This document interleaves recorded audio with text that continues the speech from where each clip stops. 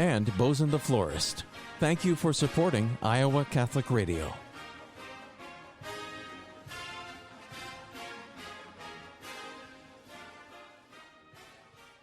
Matt Maindring, I'm Mark Amadale. Beautiful night here at Valley Stadium for week 3, 83 degrees, north-northeast wind, 5 to 10 miles per hour, and humidity at 38%. Matt, I know as a former football coach, retired, that you've got to love this being like this on as a fan, but miss it being on the field on game nights like this. Beautiful. These are the nights when you miss being out there because it is beautiful. You know, and the low humidity just makes it good for the athletes, and you know, it's there's nothing that you can't blame it on anything else. Kind of like the golf game. Once in a while, if it's windy, you can find something to blame it on. Sure. But, you know, tonight there's hardly any wind, and it's just another great night for football. Well, it certainly is. We've got a stack of games going on. Of course, we'll be simulcasting with the Central Iowa Sports Network about 6:55 tonight. So we have the pregame here on Iowa Catholic Radio. And yeah, at that time, we'll be simulcasting so you can watch and listen, depending on where you're at. And we want to give a shout-out to our third man, who's usually here, but under the weather tonight, John Chido at home, resting, he's got 2 games, Monday and Tuesday. 8th grade football, who, by the way, got their first win last Tuesday night over at Johnston, 36-6. Congratulations, Johnny, and the freshman football staff and team. But game 2 is Monday with the B team, Tuesday with the rest of them. And he's got to get healthy. And I said, take the night off. We can manage this, Matt, can't we? Although, if we're behind at halftime, he may have to get down here. You know, there's some that. things. There's some things. Yeah. We wish Johnny the best, and we are going to miss him tonight. Yeah, we'll try to move forward, and we got a slug of games with CISN. They're covering 3 games tonight, folks. Not only the Dowling-Ankeny game, and this is number 2 Dowling against 7th-ranked Ankeny. The Maroons are 2-0. Ankeny 1-1 coming into the contest, but they're also up at the brand new stadium on the eastern part of Polk County, and that's Southeast Polk High School. There's a christened their new stadium. Southeast Polk ranked number 1 this week, 2-0, hosting the Cedar Rapids Prairie Hawks, also 2-0, and they're tied for 3rd in the Class 5A Associated Prep AP rankings. So that'll be a game we'll monitor. And the other one is Cedar Falls, ranked 6th at Ankeny Centennial. So both teams 1-1, and that game is also on CISN, as ours will be at the top of the hour. And then another game that I'm intrigued about is West Des Moines Valley. They're 0-2. They did get some votes on receiving votes this week. They're at number 9 Johnston. That's Dowling's opponent here in a few weeks. But 9th-ranked Johnston is 1-1. That's a 7 o'clock kickoff. And that game will be televised on Team1Sports.com. Team1Sports.com. Randy Sparks and the group at Johnston do their own in-house live stream. So it's a chance to watch some high school football if you're going to be maybe at home resting up like our man Mr. Chido will be tonight. Our right-hand man. You know, it's the Cedar Falls and Centennial game does intrigue me. So Cedar Falls pulling the upset, what I thought was kind of an upset over Johnston last week. And it'll be interesting to see how Johnston battles back and bounces back tonight. And that's an intriguing game. You're right, because Valley 0-3 doesn't sound quite right. And it'll be interesting to see how that Johnston team matures and handles it.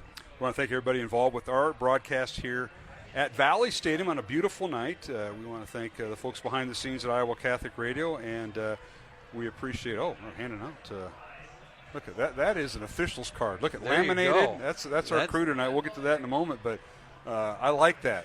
Yeah. They've raised the bar. You can't mess that up. That is laminated. We have our officials right here. We'll get to them in a moment, but our thanks to Josephina Wilcom on the board tonight, and of course her dad is the executive director of Iowa Catholic Radio, Matt Wilcom. He's doing paperwork. I found this out Wednesday night at the Iowa Catholic Radio fundraiser we had. That I said, your kids are at the studio making sure we're on the air. What are you doing? Paperwork, getting caught up on a Friday night. So There we go.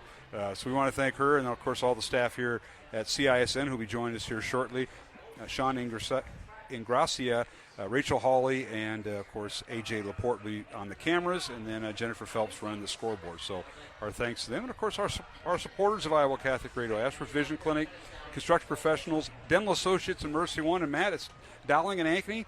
Maroons were winner last year up in Ankeny 17-10, and that was a big win for Dowling, if you remember, because that was J.J. Cole, his final season, and the Maroons really kept him in check after Cole and Ankeny won the previous year. That was a big win for Dowling, but here tonight, same weeks, week 3, Dowling and Ankeny, and the Hawks replacing a lot of personnel on both sides of the ball, including their head coach, who's now Jeff Bauer. He moves up from assistant to head coach, but a lot of missing parts. They're trying to put it all together.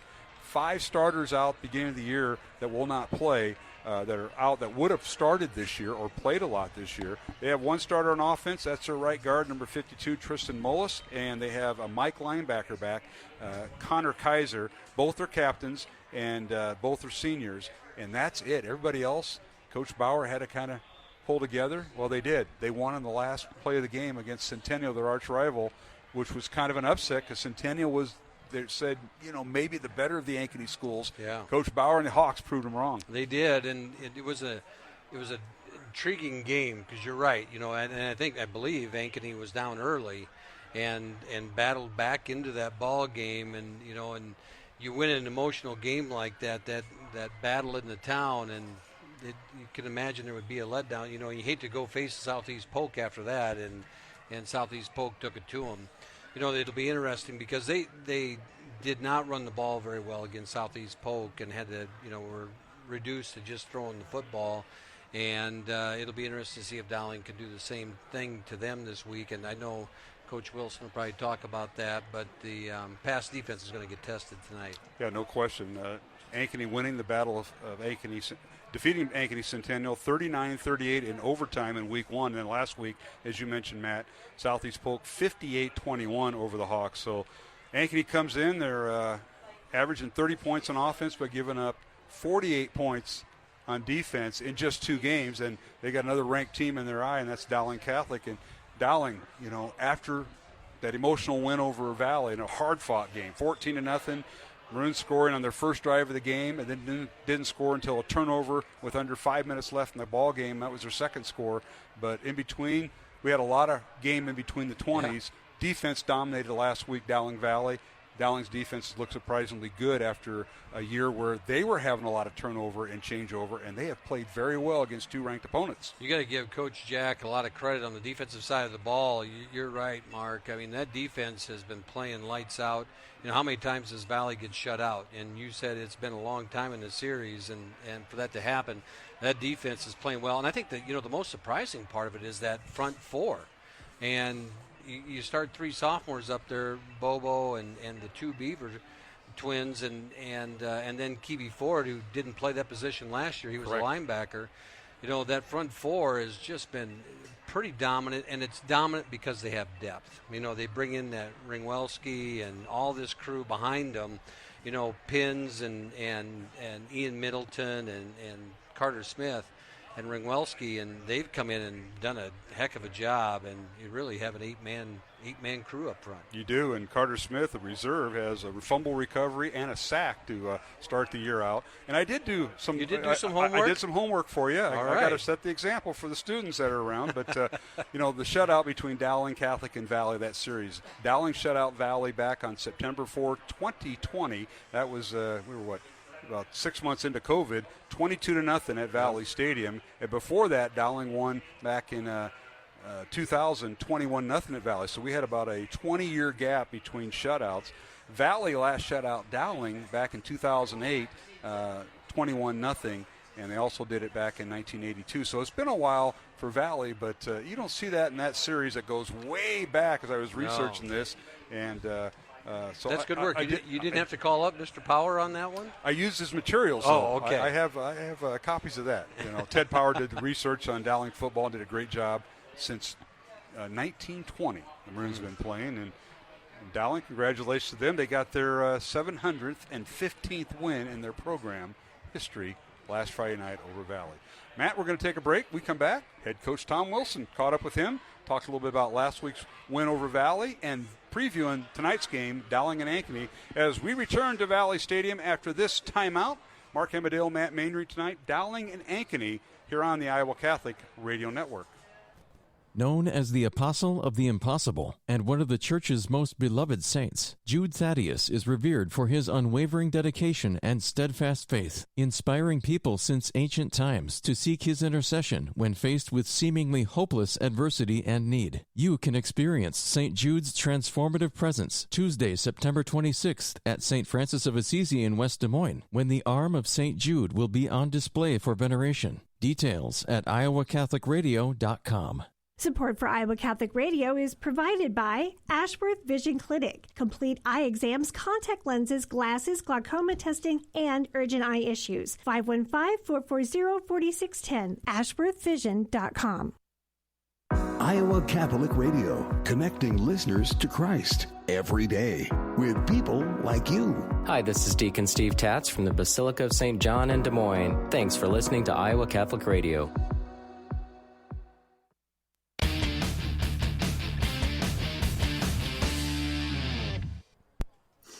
Welcome back to the pregame show here on Iowa Catholic Radio and CISN. Mark Amadale now joined by head coach Tom Wilson of Dowling Catholic before tonight's Ankeny at Dowling game at Valley Stadium in West Des Moines, Dowling's home opener. And, Coach, thanks for joining us. Thank you, Mark. Well, Coach, you're 2-0 going into week 3 of the high school football season. But what a game week 2 was. Dowling Valley, you score in your opening drive. You got a short field set up by your defense and a poor punt. You go down and score, and then it's 7-0 until the final 5 minutes, and you get an interception and score again. In between all that, there was a defensive game between Dowling and Valley, which is typical when a Gary Swenson versus Tom Wilson, I think, meet sometimes. Well, it does happen, and we felt great to get out of there with a win, and getting a shutout, as I said in the postgame, doesn't happen very often in this ball game. And there's a lot of things we can get better at. I'm sure Valley feels the same way, but we stubbed our toe too many times, especially offensively, and the turnovers hurt, but I thought our defense was outstanding all night long and really put us in position to win. Coach, you look at some of the statistics, and offensively for Valley, they had like 6 or 7 ball carriers, all got less than 100 yards. So your defense holds them to under 100 yards rushing, which is their bread and butter. With Damon Head and Darius Mason, their 2 running backs, are outstanding. And you make them a passing team, and they were going through 3 quarterbacks due to injury and whatnot. But you really made them one-dimensional, and once you stopped the run, everything was in your favor. Although your offense, as you mentioned, had to catch up a little bit, your defense put you in position to do that. No question. That's what we had said pregame, is if we can stop the run and make them one-dimensional. And Head is a really good back, and Mason is a nice change-up for them. But I thought we controlled things at the line of scrimmage. Our defense played very well, and then Kruger got the interception and took it back deep into their territory, which allowed to get us the last score. And offensively, it seemed like both teams were moving the ball between the 20s, but you got that last gaps there. And, of course, Rashad Davis, outstanding running back, scored for Dowling in the last 5 minutes to make it a 2-score game, which at that time was looking pretty ominous with the way the game was going. It was a 1-score game most of the game. But that second touchdown really put it away. Well, it did, and obviously we felt really good about that. We changed tempo a couple of times on them and really had the personnel in the game that allowed us to do that, and with Rashad carrying it for the last score. And really I thought our offensive line did a pretty good job most of the night. We had some breakdowns here and there, but for the most part, Rashad had 120-some yards, I believe it was, which – as you mentioned, he's a good back, but those guys up front have done a nice job too. Visit with head coach Tom Wilson of Dowling Catholic before tonight's game. Dowling and Ankeny here at Valley Stadium. It's Dowling's home opener, and Bruins go in at 2-0, Ankeny 1-1. But, Coach, beforehand, let's talk a little about last week and as you graded film. Some of the young men for Dowling that didn't get on maybe on the radio, but you thought graded out well when you did your film study with your coaches earlier this week. Well, I guess I feel like defensive line-wise, we continue to do a good job, and there's really a strength in numbers there. Keevy Ford, I thought, played pretty well. Ryan Bobo continues to play well. Owen Pins, he comes in with that second group and really for the second game in a row has played well. But, Dylan Manning was all over the field, and I thought Lucas Gigliano, Aiden Ducharme, and Zach Smith certainly flashes, and again, our safeties, I feel like they've done a good job just getting us lined up, communicating wise. Hanton flashes quite a bit in the course of a ball game, and we talk about Rashad and things like that, but those guys up front, Isaiah Seymour just continues to get better.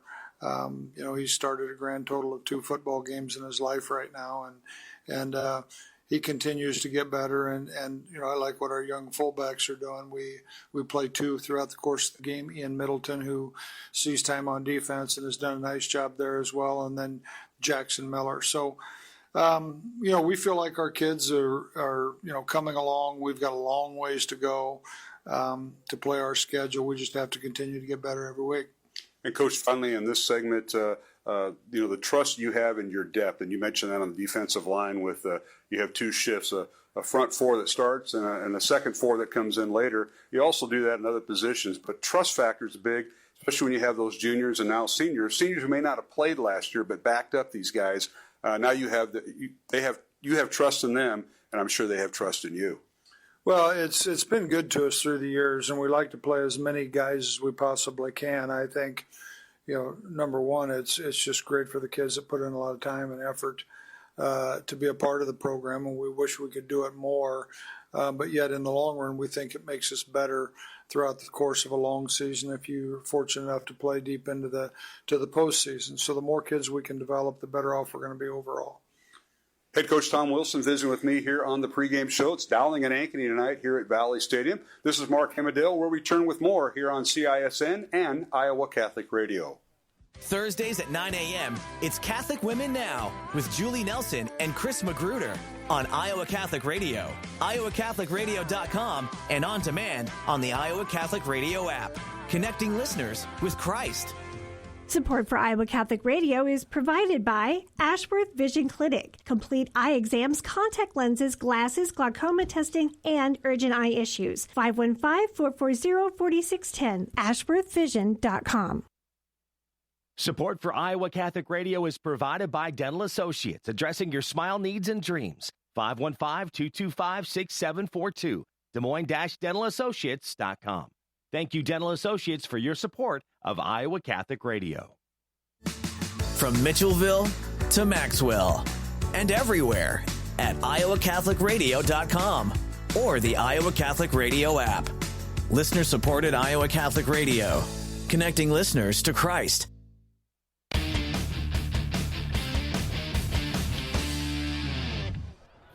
Welcome back to the pregame show here on Iowa Catholic Radio and the Central Iowa Sports Network. Mark Hemedale, continue my conversation with head coach Tom Wilson.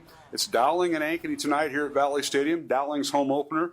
Ankeny comes in with a record of 1-1. Dowling's record 2-0. The Maroons ranked 2nd in the AP poll, and Ankeny ranked 7th in this week's Associated Press poll. And coach, it's the Ankeny Hawks. They have the same team, same program, but a different coach. Assistant coach Jeff Bauer now moved up to head coach Jeff Bauer. And this is an Ankeny team that you look on paper, they've got 5 guys that are not playing tonight because they've either are injured or have moved, and that's 5 starters from last year. So they have a lot of inexperience on both sides of football, but they got the big win in week 1, an overtime win over their arch rival, the Centennial, and losing last week to Southeast Polk. Your thoughts on this Ankeny team? It is a little bit different than last year. We didn't see Devin Akers, who was injured. He injured his collarbone before he played Dowling. But your thoughts on this Ankeny team, what you've seen on film, and how they match up with Dowling tonight? Would you like to highlight a birthday? Solid football team. I think it's, as you mentioned, big win for them over Centennial. I think Centennial's a good football team, and we know how rivalries go, and that certainly was one. They got behind early and then made the comeback. And last week against Southeast Polk, Southeast Polk's a really good football team, but the wide receivers for Polk made some phenomenal plays, and they've got a Division I quarterback, and he threw it up to him, and they made plays for him because Southeast Polk really didn't run the ball that well against Ankeny, and as we know, that's just kind of our thing. So it'll be interesting to see how that materializes. You mentioned Akers. They've got an Erlmeyer kid, number 2, not very big, but he's a quick and fast wide receiver. They're going to play 2 running backs, Laramie and Hankus, and really Luke Anderson has done a pretty good job with them under center. So They've got plenty of skill defensively. Those people that can think back of us playing City High the last 2 years, that's their defensive coordinator moved over to Ankeny, so we're somewhat familiar with the defense as we've coached against it. So, I think it's going to be a good ball game, and it's a game that we're going to have to play well, and it's going to be interesting to see how strengths match up with our run game versus their run defense. They're going to put a lot of guys in the box, force us to pass, and see how we can hold up against their good wide receivers. Well, for the Dowling offense going against this 3-3-5 defense of Ankeny's, talk about, you mentioned Iowa City High and how their defensive coordinator is now Ankeny's defensive coordinator. How does that match up? What some of the things you can do offensively against this type of defense when you're only seeing a three-man front? Yeah, schematically, really what they do is they're going to bring constant pressure. You're going to if you face a three-man front, you know that there's going to be pressure. They're usually going to bring 5, if not 6 guys, so you just don't know exactly where they're coming from. And with that, obviously we have to have a disciplined game plan of certain checks and making sure we're getting into the right scheme to the right side based on where we think that pressure's coming from. So there's based on the first 2 weeks that I've seen is they've created some problems, and you see it more with Polk. In the run game, they couldn't get anything consistently going, and that's with a team with 4 returning starters back on the offensive line. So, probably a little simplification in our schemes, and us trying to do something at the line of scrimmage. And defensively for Dowling, your young guys have really stood the test. Bobo and the Beaver twins and Kiwi Ford. Those are starting front 4. And you've got 2 new linebackers in there who have played pretty well this year with Lucas Gigliano and Zach Smith, although you've been rotating others in there with Hanton and Manning, who are the veterans. But your thoughts on Dowling's defense against this Ankeny offense, which really hasn't changed too much schematically, I think, because they have the same skills, just different people. But what's going to make Ankeny one-dimensional tonight? What are some of the things you want to see? Well, we're going to have to win the line of scrimmage just so we can stop the run. And, they're going to try and stay balanced, but then they're going to take their shots downfield. Now, Akers is 6'6", so you may have good coverage on him, and he makes a play over you. So that part of it is a concern. But really, we need to keep things in front of us and make them drive the length of the field, and, much like what we did last week, and just to be a recipe for success for us. I think we'll be watching the matchup with Jake Kruger and David Akers. I think they know each other a little bit, and that's probably your tallest cornerback. So we're gonna keep an eye on that. Number 1 for Dowling and number 11 for Ankeny. Yeah, I think Jake's excited to play, and he's done a good job for us. He's a great kid, and I know he's excited about this ball game. Coach, thanks for your time tonight. Best of luck against Ankeny, and sitting in with CISN and Iowa Catholic Radio. Yep, thank you. Coach Tom Wilson has been my guest here on the pregame show. This is Mark Hamadale. Coming up, we'll have more pregame from Valley Stadium. It's Dowling and Ankeny tonight here on the Iowa Catholic Radio Network and CISN. Catholic United Financial, proud to support Iowa Catholic Radio. Catholic United, member-owned, with financial services to protect and connect Catholic families, parishes, schools, and communities. Catholic United, helping Catholics in Iowa and the upper Midwest build secure financial futures for 145 years. Learn more about the Catholic United story. Call local member advisor Duke McCarter at 515-380-0153 or go to iowa.catholicunitedfinancial.org. Support for Iowa Catholic Radio is provided by Construction Professionals. Construction Professionals does remodeling and new construction. Construction Professionals is a Catholic family business built on a strong foundation. CPCustomHomes.com. Thank you, Construction Professionals, for supporting Iowa Catholic Radio. Iowa Catholic Radio, connecting listeners to Christ every day with people like you. Hello, this is Father Bill Safranek from the Archdiocese of Omaha. Thanks for listening to Iowa Catholic Radio.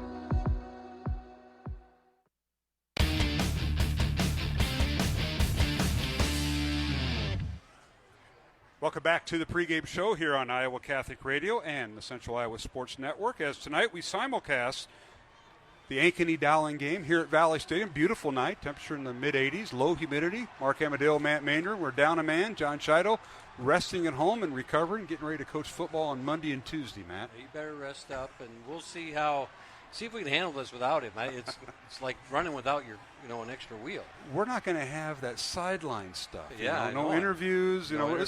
This is how they did. They covered your games up in Sheldon. They had one guy or two people in the press box that was half this size or more, and did it. So, but anyway, we got Ankeny and Dowling. Yeah. Maroons won last year, 17-10. As I mentioned, Ankeny with just one returning starter on both sides of the ball, gutted by injuries that were season-ending, and then they had someone move out. So, Coach Bauer in his first year as a head coach, he was an assistant under Coach Smith.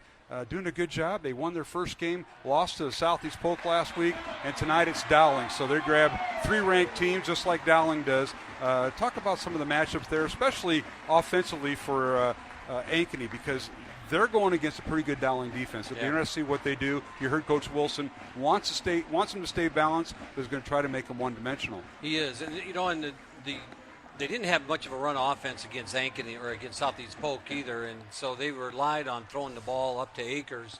And Akers is going to be the focal point. And can this sophomore quarterback in Laramie, or Luke Anderson, the junior, can he, handle the pressure that's going to come at him with 8 different guys at different points, that 4-man rotation up front? And Ankeny's going to find some way to run the football, because I think if you're going to sit back and just throw the ball up, then it's going to be throw the ball up, see if it's a jump ball situation. A lot of pressure on the backside of the defense tonight. Offensive line for Ankeny, Evan Smith, Jack Dorfler, A.J. Heck, and then the returning veteran Tristan Mullis, the senior right guard, and then Lucas B. Roth at right tackle. That is what you're referring to, and, of course, the tight end, Carson Summerfield, who can throw and block. So that'll be some of the questions that Ankeny has, and kind of what Coach Wilson said as far as key. So, I think defensively, it's can they keep. They're going to run probably 2 safeties over the top and give Jake some help against Akers.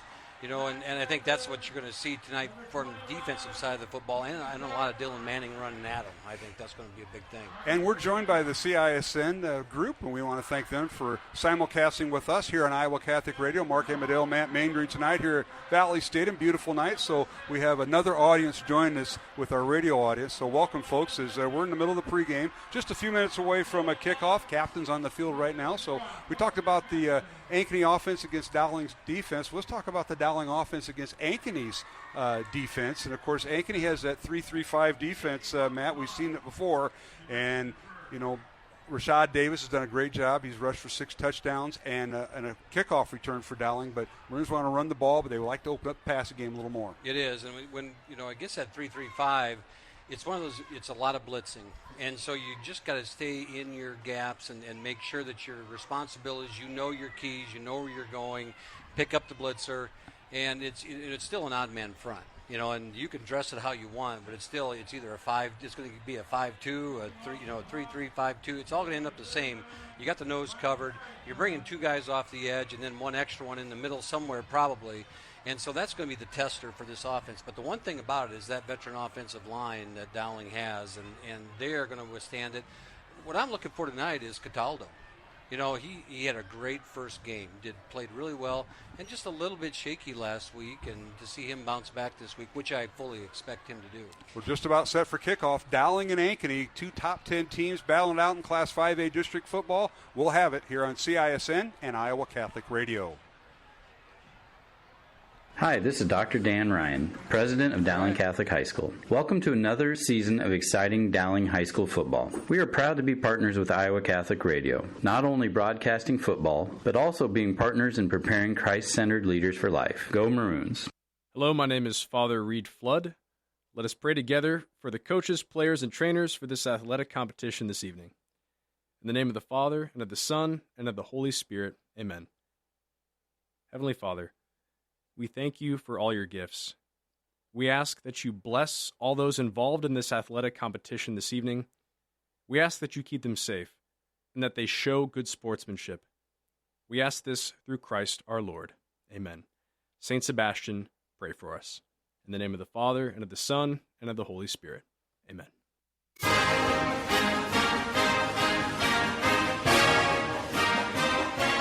I've got some here.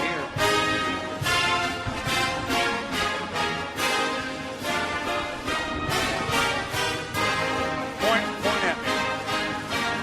And welcome back to Valley Stadium here in West Des Moines. Mark Evadale, Matt Maindring, as you're about set for kickoff, Dowling and Ankeny here on the Iowa Catholic Radio Network, and we'll be rejoined by CISN.TV if you want to watch the game. And beautiful night, as we mentioned, with the temperature at 83 degrees, north-northeast wind at 5 to 10 miles per hour, so wind going left to right in front of us, and our humidity at 38%. And we're rejoined by our CISN TV group, Mark Evadale, Matt Maindring. Beautiful night, Coach. We're ready for kickoff, and the teams are waiting. It's not a media wait. They're just waiting for to get the signal from above, I guess. Yeah, I guess the clock's got to run out here. You got 14 seconds left on the clock, and they're going to let it run down. Don't want to start before 7 o'clock, for heaven's sakes. So well, let's welcome here we go. Let's welcome our crew from CISN. Of course, Sean Ingracia is our producer here in the press box, along with our camera people, AJ Laporte and Rachel Hawley. Pete Tarpey quarterbacks the group, and, of course, Jennifer Phelps running the scoreboard here at Valley Stadium for all you folks on the radios listening and watching here from Valley Stadium. That's Jennifer on the board. And our thanks to Josephina Wilkham back at Iowa Catholic Radio, our studio producer here on Iowa Catholic Radio, and, of course, her dad, Matt, our executive director. Thanks for joining us. Mark Evadale, Matt Maindring, set for kickoff. Dowling will receive, and wearing their home, for the first time this year, home maroon uniforms with white numbers and pants. End-over-end kick, and it'll go into the end zone. Touchback, there'll be no return, and Dowling will have it.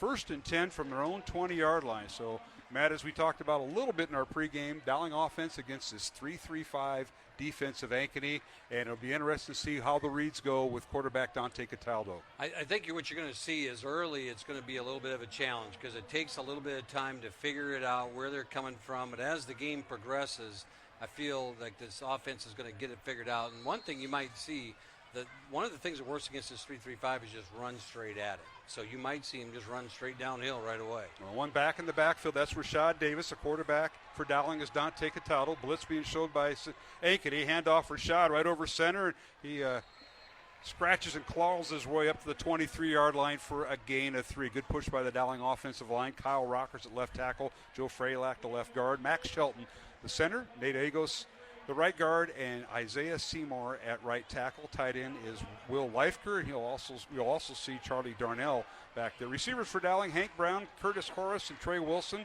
We'll also see Trey Troyer, Matt Kerner, and Jake Scow.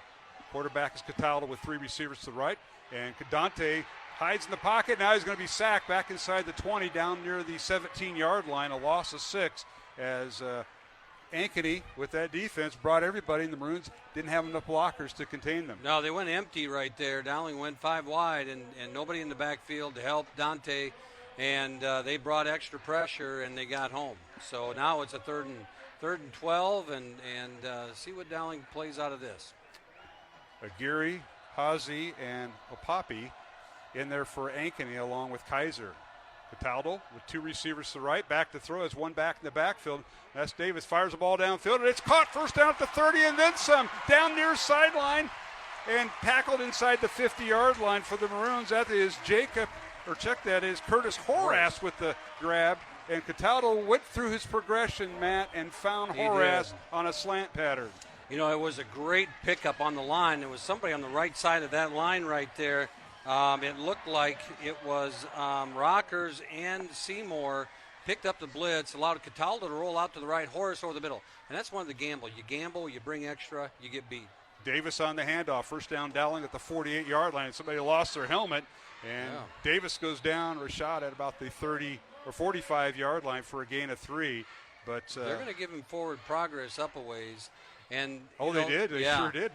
To 41. Yeah, and the thing is again, when you run against this 3-5, you got to run right at it. I think you're going to see, just like in that last play, a lot of A-gap runs, which means right off the center's rear end on either side, and that's where you get after them, and that's what Dowling did in this last play.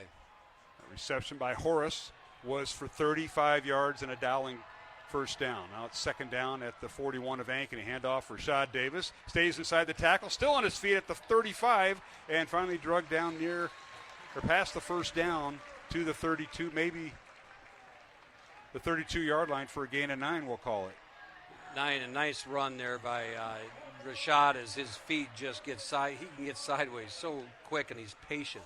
And that's the thing we commented on last week, how patient he is behind that line. For our listeners who are now watching maybe the game on TV, you'll see Rashad go to the line and kind of stop. He's just waiting for his blockers. He does that so well. First down, Dowling to the 32 of Ankeny. 3 receivers right, and now Cataldo will keep the football, still on his feet, and he dives forward towards the 26-yard line. He'll pick up 6, and it'll bring up second down 4. And that was an RPO play where he had the option to throw the ball out there to the right. He saw the defense shift, and everyone kind of froze. He made one guy miss and then got up in there and picked up a nice gain. And as you see this Dowling offense, just like they have the last couple weeks, that first series, they've come out and moved the ball effectively. Maroons with 2 tight ends and a receiver on each side of the formation. Second down 4, Dowling. 9 minutes remaining, first quarter. No score. Dowling on its first possession of the contest after Ankeny kicked off. Now handoff right side is Davis, cuts up field outside the hash, inside the numbers, and he's brought down about the 22-yard line for a gain of 4. So he's getting 3 to 4 yards, Rashad Davis is, much like last week in the Valley game, and just letting his offensive line do the work. Yeah, and so they get a first down right there. Yep, okay. They did mark it, okay. Yeah, now they're going to give them to it here. And they ran outside. Sometimes you end up running at the blitz. You know, if you can, you want to run at the blitz sometimes and don't let it chase you down. You run past it, get a chip on a guy, and then you can pop free. Right there, Davis just outran him to the edge. 3 receivers to the left, tight end on the left, and now a handoff right side, and that is Rashad Davis. Breaks the tackle at the 15, still on his feet, and is angling out of bounds and finally run down at about the 12-yard line, near a first down. Again, another A-gap run in between Shelton and Agos on the right side. And then Rashad Davis just sitting there kind of picking and choosing where the blocks are coming from next. And in that last play, and we see it on the tape when you watch it, is that they got down to the linebacker and got a chip on him, which allowed Davis to squirt out to the right a little bit farther. 9-yard gain down to the Ankeny 13. It'll be second down and 1, and now we've got a timeout called. I think they got a guy for an injury timeout, right at the 10-yard line. So I want to thank our supporters here in Iowa Catholic Radio. They include Ashworth Vision Clinic, Mercy One, the Catholic Tuition Organization. Our thanks to Catholic United Financial, Klein Electric, and someone you know a lot about. That business is Skeffington's Formal Wear. The Mandarins had a wedding this past summer. We had a wedding, and you know what? They even made me look pretty decent. So I don't know. And they were great to work with, and the crew down there on the south side, it was good. It was a lot of fun, a great wedding. Good time. And Skeffington's treats you well. Yes. I mean, they did a really good job.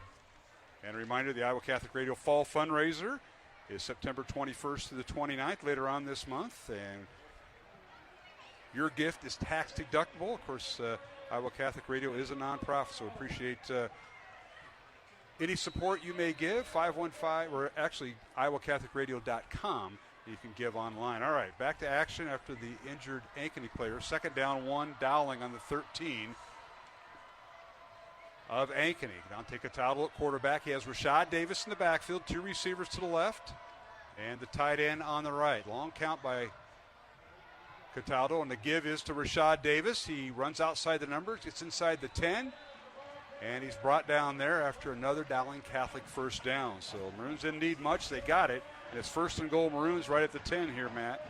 You see these these runs to the short side of the field, and they're going 2 wide. Dowling sets up in a 2 wide set to the left, and Ankeny is going matched up out there. They're man-to-man out there, which puts 9 guys on the other side. So at least for Dante, he's counting heads on either side of the hash right now, and they're going to pick the side of the ball that they're weakest on right now. Ankeny's only got 3 guys on the right side of the ball. Dowling and so you think they're going to go that way. Dowling in the Bozeman Forest red zone. Back to throw. Cataldo fires in the end zone. Got a man open, but he overthrew him incomplete towards the near pylon. Intended receiver was Hank Brown, and that has been Dante Cataldo's favorite receiver this season thus far. Hank Brown with 6 catches for 68 yards, but yet to get a receiving touchdown. And, of course, Dowling in the Bozeman Forest red zone. Say more with Bozeman online at bozeman.com. 515-244-ROSE. That's 515-244-7673. Bozeman makes the moment mean more. We'll bring up 2nd and goal Dowling after the incomplete pass. Matt, this will be the 10th play of the drive that started at the 20-yard line. And Nolan Dalton there in coverage, and he's 6'2", and he had a big frame to drop that ball over to get to Hank Brown. He had nice coverage there. 3 receivers left. Cataldo fakes the pass. The ball is tipped to the line of scrimmage and incomplete. Deflected and incomplete as the ball was tipped to the line of scrimmage, and the Dowling receiver that time getting up slow Trey Wilson. Is Trey Wilson, and he's battling that hamstring injury anyway. I think it's his shoulder. It looks like either maybe a stinger on his shoulder. So hard to say. 3rd and goal Dowling on the Ankeny 10, and we've got an injured Ankeny player. So the Hawks have had 2 players go down here in this first quarter, and both teams going to the sidelines. Do we want to keep it, or do we know? Give him a little water here. I think this is going to be. We'll keep it here, yep, Matt, and want to thank our friends here at CISN. Of course, they'll be running their spots throughout the game on the screen, and support them. And, of course, Iowa Catholic Radio. Our thanks to Klein Electric, Skeffing's Formal Wear, and the Iowa Catholic Radio Fall Fundraiser.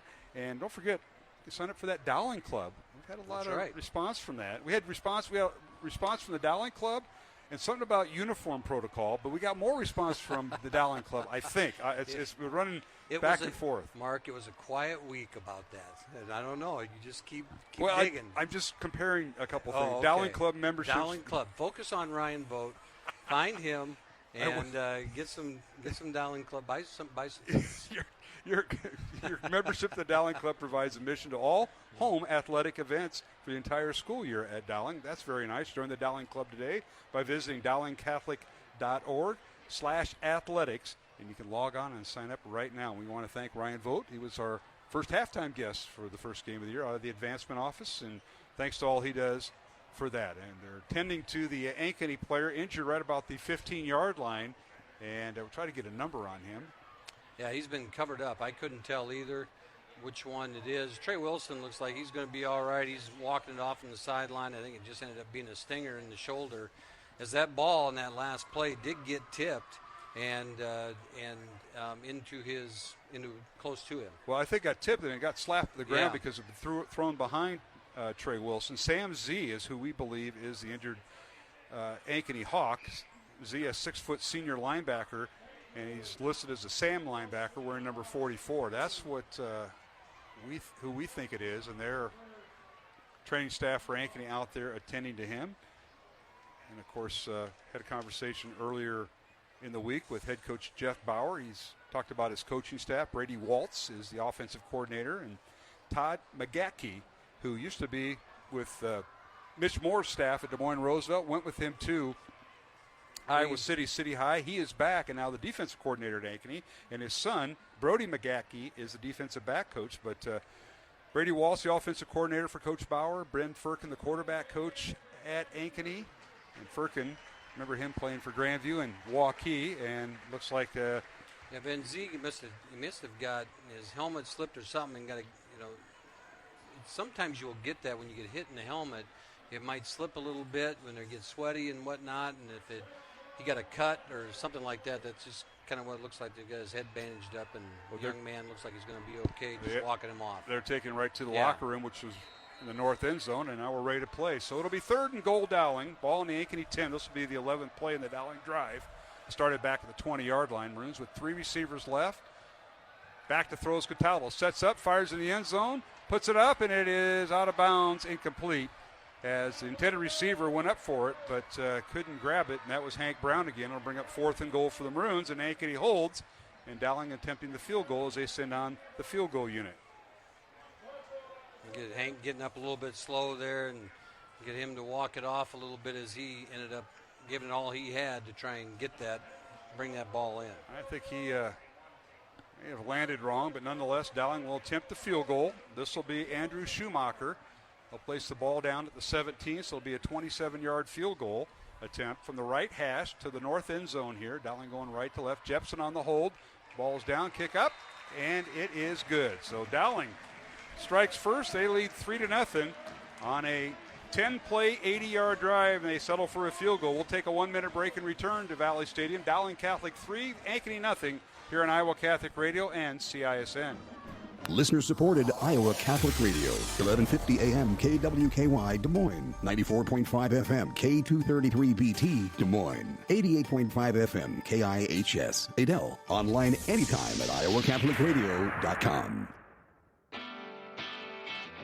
Mondays at 9 a.m., Man Up with Joe Stopulos on Iowa Catholic Radio, iowacatholicradio.com, and on demand on the Iowa Catholic Radio app. Connecting listeners with Christ. Support for Iowa Catholic Radio comes from Mercy One, your expert circle of personalized care for all your health needs. With more care locations than anyone, your best life is their one purpose. Find your doctor at mercyone.org. From Saylorville to Stewart and everywhere at iowacatholicradio.com or the Iowa Catholic Radio app. Listener-supported Iowa Catholic Radio, connecting listeners to Christ.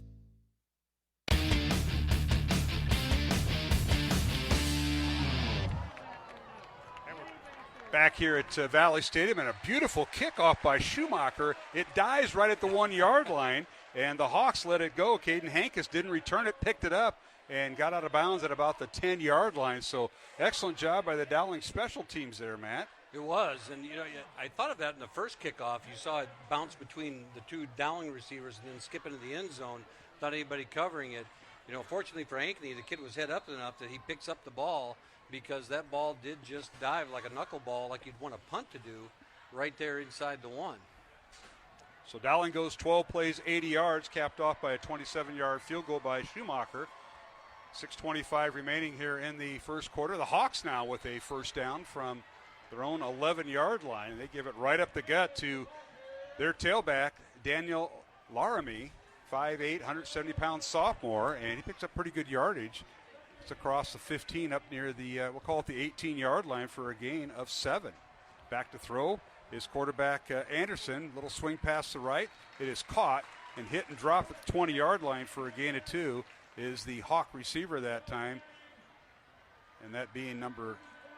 A little quick screen out there, and they went trips left and went to the two receiver side, get a block on Jake Kruger, and then you get Manhattan come up to help make the stop there. But Hankis on the catch on the screen for Ankeny. So the Hawks now will give it to their tailback, Laramie. Tries to get outside, and now hit and drop right about the 22-yard line.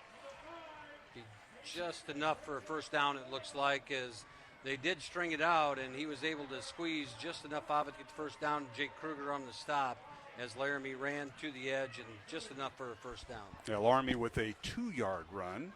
First and 10, Hawks at their own 22-yard line. Dowling 3, Ankeny nothing here in the first quarter. Handoff once again to Laramie. They work the right side of their offensive line to the Hawks, and he goes over right guard, cuts up field, and they're attacking the A gap right up the middle as well there, and again, that time it was Dylan Manning and Jake Kruger come from the secondary to make the stop, and that's not what you want. You get these linebackers got to start making the stops. Gain of 5. Laramie again gets the handoff, and he's bounced around. He's got the first down. He crossed the 35 up near the 37-yard line.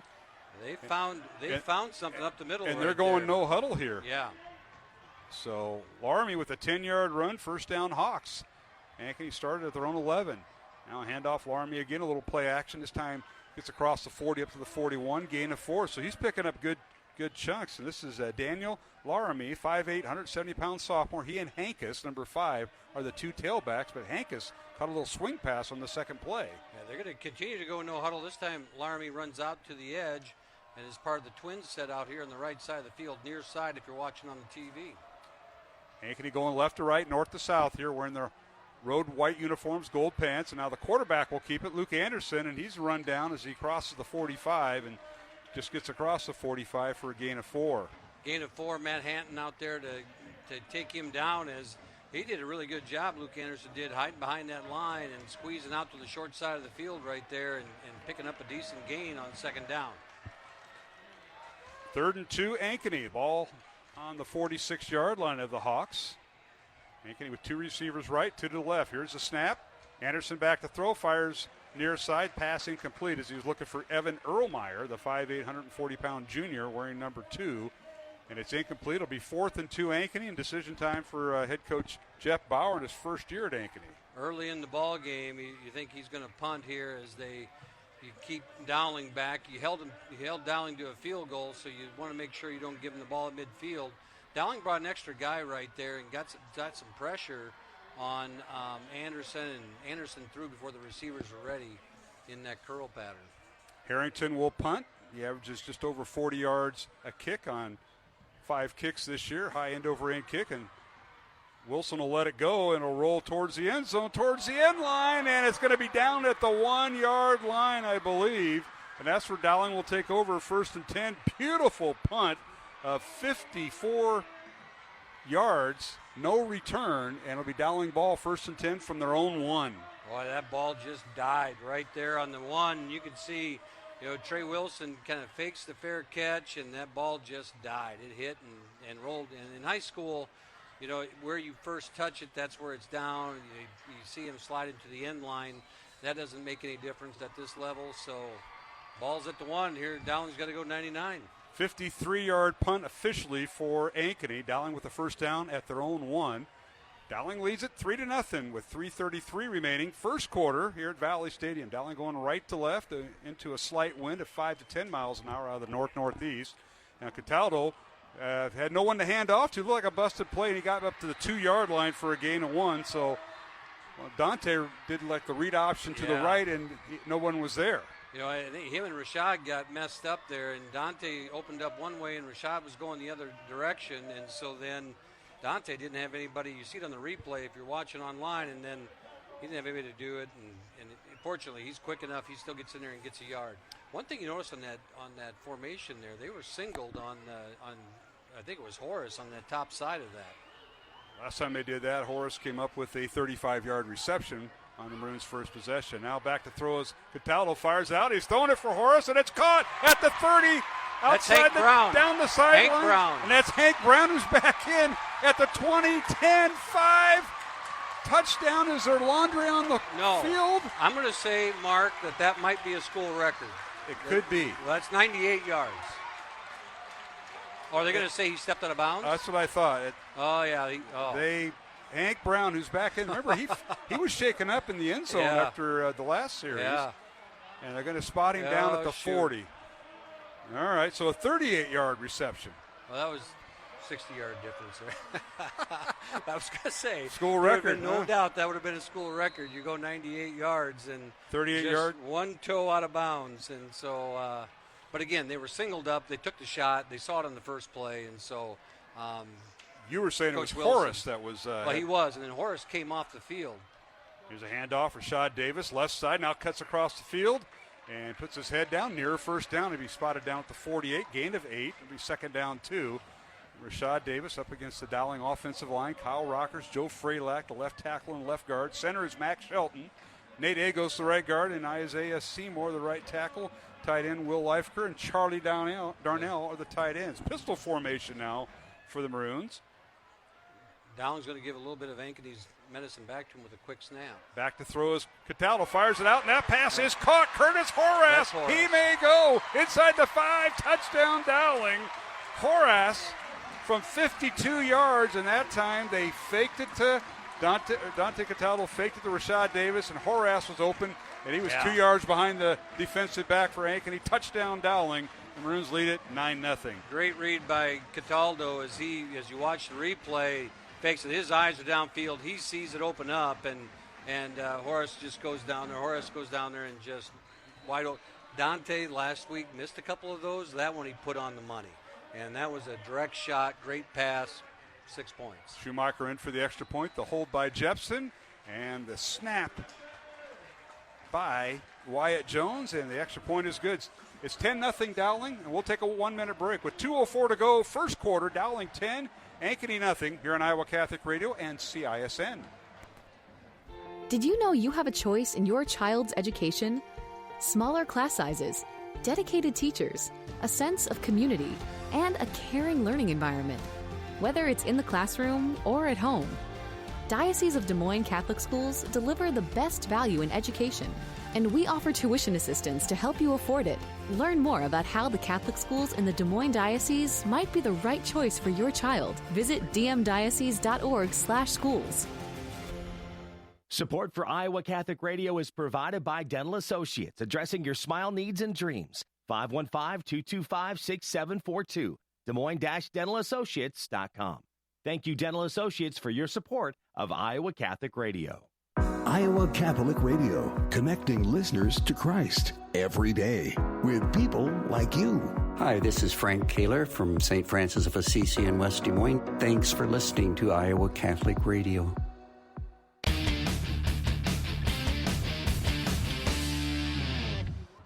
And we're back here at Valley Stadium. The kickoff by Dowling, fielded by Ankeny at the 5-yard line. And on the return, the Hawks get it up with Kinnick Voss on the return up to the 17-yard line. It'll be 1st and 10 Hawks from there as Dowling leads at 10-0. Maroons go 4 plays, 99 yards, capped off by a Curtis Horace, 52-yard touchdown pass from Dante Cataldo. Dowling 10-0, Matt Maindring. Great drive. That was Jackson Miller there for the Maroons on the stop on the kickoff. And puts Ankeny behind the 20-yard line, inside the 20, so they got a long ways to go. Great drive by the Maroons. You know, Ankeny Centennial is going to bring that blitz, and when you do, you gamble. And Dowling beat them at the gamble on that last drive. All right, the quarterback is Luke Anderson for Ankeny. The Hawks go left to right on your screen, and in front of us, a little swing pass to the right. It's caught by Daniel Laramie. Laramie is a tailback. He was the receiver. That was flanked out to the right, and he gets it up to about the 19-yard line, gain of 2.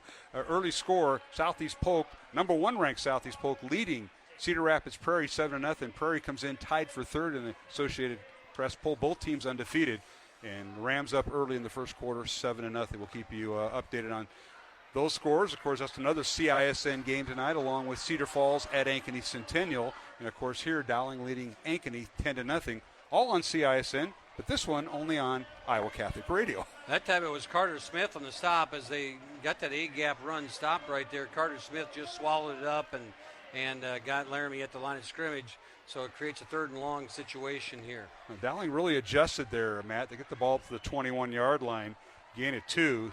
And as you mentioned, now it's 3rd and 6. And Anderson back to throw, fires it over the middle. And a pass is nearly stolen away, or rather picked off, incomplete, knocked away by the Dowling linebacker. And that was Aiden Ducharme, the junior, transferred in for Des Moines Christian on the nearly interception. How about that? He makes a great read running across middle. That was a drag route. And, I thought Anderson had him. And all of a sudden Ducharme comes out with an arm and knocks that thing down. Great technique. Gets the stop, creates the punting situation. And stayed stride for stride with that receiver doing that crossing route. All right, it's 4th and 6 Ankeny, and they will punt it away. And here is a high, short kick. It's going to bounce inside the 50 on the Ankeny side. Fair catch signal for and a penalty flag down on the Dowling side. So the Maroons fair catch it at the 49 of Ankeny. Let's see what this is all about with the penalty flag. Flag way on the other side of the field. And our officials tonight, who we haven't mentioned because we haven't had a penalty. This might be the first one. Our referee is Chris Garris. Umpire is Zach Burt. Tom Behrens is a head linesman. Mitch Stolil is a line judge. Heather Monroe, the field judge. Keith Wohler's a side judge, and the back judge is Sean Behrens. And we'll see if we got a referee's mic. We'll try to pick it up, folks.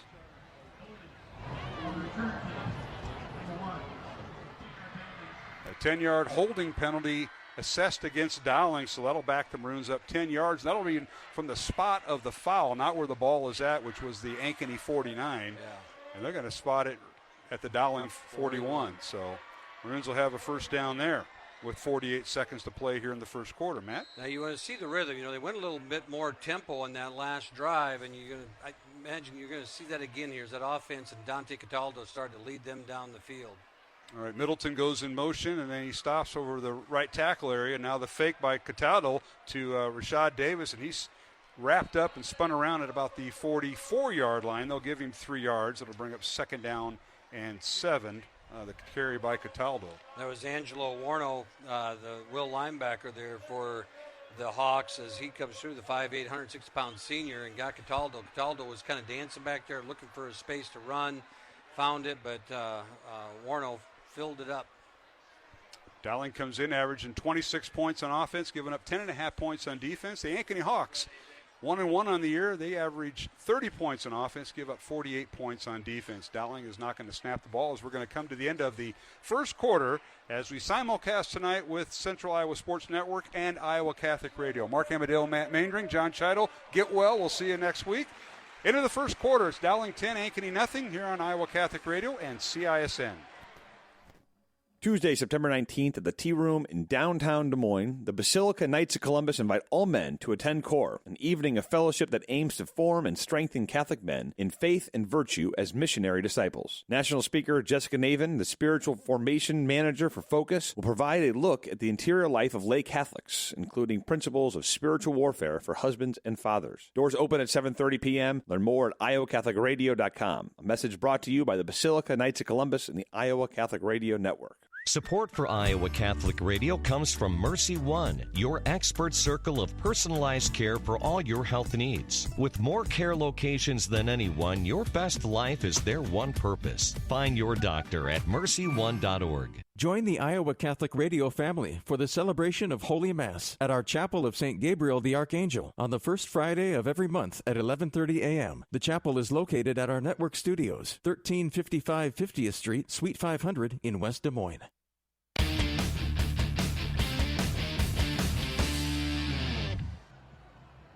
And we're back here at Valley Stadium in West Des Moines, just about ready to start the second quarter.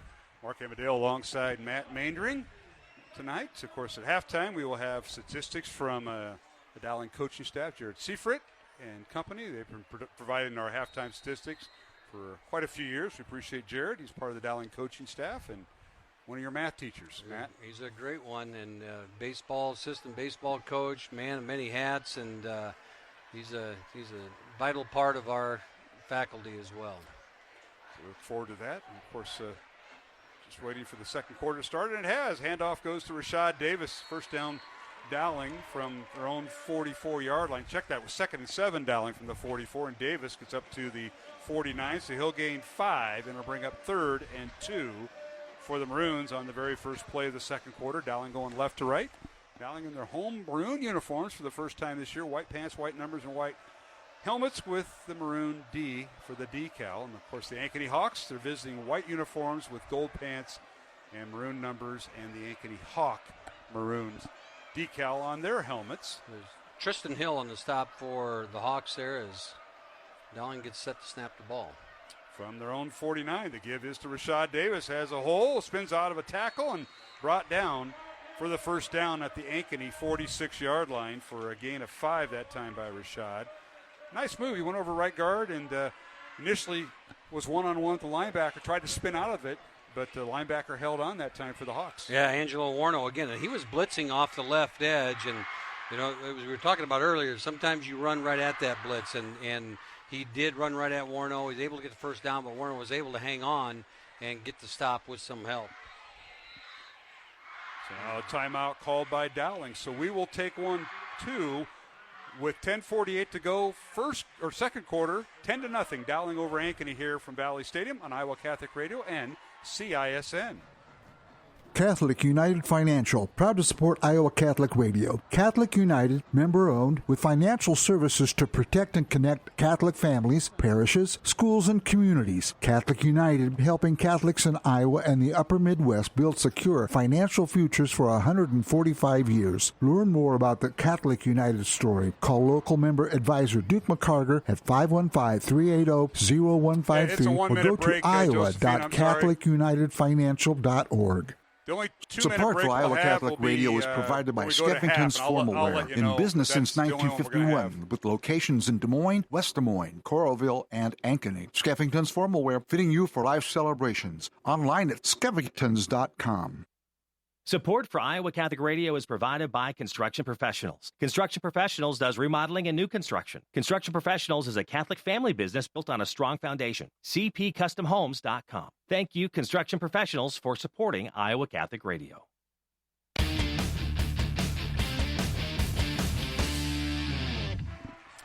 And we're back here at Valley Stadium on the First down play for the Maroons. Dowling picking up a first down as they go all the way down near the 30-yard line. Matt, recap that. Well, they're gonna be a flag on the backside of this play, and I don't know if it was blocking downfield. You know, sometimes those offensive linemen just continue their blocks all the way through. But Rashad Davis went over the right side right there and was able to knock it down, and they were able to create a crease for him, and he got through. I think Rockers is saying that's on him. So a 16-yard run by Rashad is going to be negated via the penalty. Took it all the way down to the Ankeny 30, and it'll be moved back to the 46-yard line. So a big penalty that time as far as yardage. Dowling had a first down at the 30. Now it'll bring up first and we're just going to do it again. First down from the 46-yard line, but a little bit more holding on the Maroons. Now Cataldo with 3 receivers left.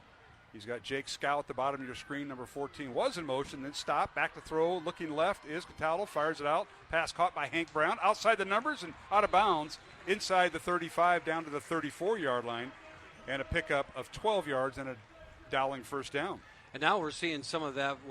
Hank Brown has been kind of quiet the first 2 weeks, and if you watch this play right now, the replay, you really get to see how much he can accelerate. He caught this ball and then just accelerates to the edge, gets in between the numbers and the sideline, is able to get another 5 yards out of it. And yards after the catch for him were outstanding on that play.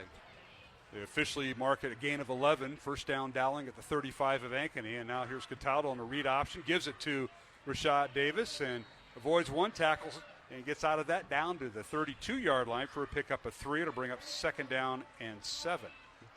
He kicked one heel at the line of scrimmage there and got hung up just a little bit. Otherwise, he might have been able to get outside and get a little further there. But, again, Rashad shows such patience behind that line. And, when you get in behind that line right there of Isaiah Seymour at 305, Agos at 225, and Shelton at 220 at center, that right side, it's big. All right, Davis in the backfield. One receiver on each side of the formation, tight end on the right, and a Cataldo will keep the football inside the 25, still on his feet, and finally downed at the 24-yard line, and he'll pick up 8 yards. 8 yards. First down, man. And 8 yards of the first down, and there was Ian Middleton. Came back and got a kick-out block that sprung Cataldo on that left side, right on the hash, and that allowed Dante. You'll see it here on the replay. You watch right there, Ian Middleton picked up the block and allowed Cataldo to get up the middle. Cataldo was reading the end on that, whether to give it to Rashad or to keep it, and that time they bid on Rashad, and now Rashad will be in the backfield to the left of Dante Cataldo. First and 10, Dowling from the 25. Back to throw Cataldo, firing towards the end zone. He's got a man open, over-the-shoulder catch down to the 2-yard line. Beautiful reception that time by Dowling Catholic. Curtis Horace again, and great catch. And Dante put that where only Curtis could get it. So that ball is thrown right at between the numbers and the boundary, and Horace gets it. Almost kicked the pylon, but that was a great catch. 22-yard catch by Curtis Horace. Horace from Colfax moved in and made the reception. First and goal, Dowling from the 2. Handoff Rashad Davis, and he leaps over, puts the ball in front of him. Touchdown Dowling from 2 yards out, and the Maroons now increase their lead to 16-0 over Ankeny with 8:59 remaining, second quarter. We got a couple flags here at the end of the play, a little extracurricular after the play, but Rashad goes in there, nudges that ball across the end line, and gets the points. That right side of the line, again, just blowing things up, and then you got Rockers and Freilich on the other side. So let's see here this is after the play. So 9-play, 51 yards on the Dowling touchdown drive, and officials still visiting. We'll try to pick it up here on the mic.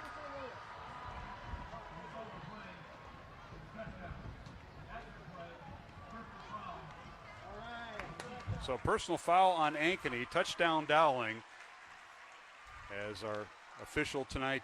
So I believe Chris Giris. Do they have the option, Mark, to take it on the kickoff on that then, I believe? That's what they're talking to Coach Wilson about. And then, you decide whether you want to go for 2, you get half the distance. They're going to take the half the distance. They're going to go for 2. They're going to go for 2. Yeah, they don't have the kicking team in, so Dowling leads at 16-0, and they are going to go for 2 with 8:59 to go here in the second quarter. 2 receivers left. They give it to Rashad Davis, and he goes in for the 2-point conversion. First one of the year for Dowling. Maroons lead at 18-0 0-0. With just under 9 minutes to play here in the second quarter, we'll take a 1-minute break. Along with Matt Maindring, I'm Mark Amadale, and you're listening and watching Dowling Catholic Football here on the Iowa Catholic Radio Network and CISN. Our score, Dowling 18, Ankeny 0. Support for Iowa Catholic Radio comes from businesses and organizations who share in the mission of connecting listeners to Christ while connecting you to their products and services they provide. To learn more and support the businesses and organizations who support the Iowa Catholic Radio Network, visit iowacatholicradio.com to view our business sponsors. If you'd like more information on how your business or organization can become a business sponsor, contact Deacon Mark 515-223-1150, 515-223-1150. Support for Iowa Catholic Radio is provided by Skeffington's Formalware, in business since 1951, with locations in Des Moines, West Des Moines, Coralville, and Ankeny. Skeffington's Formalware, fitting you for life celebrations. Online at skeffingtons.com. Iowa Catholic Radio, connecting listeners to Christ every day with people like you. Hi, this is Terry Sinclair from the Basilica of St. John. Thanks for listening to Iowa Catholic Radio.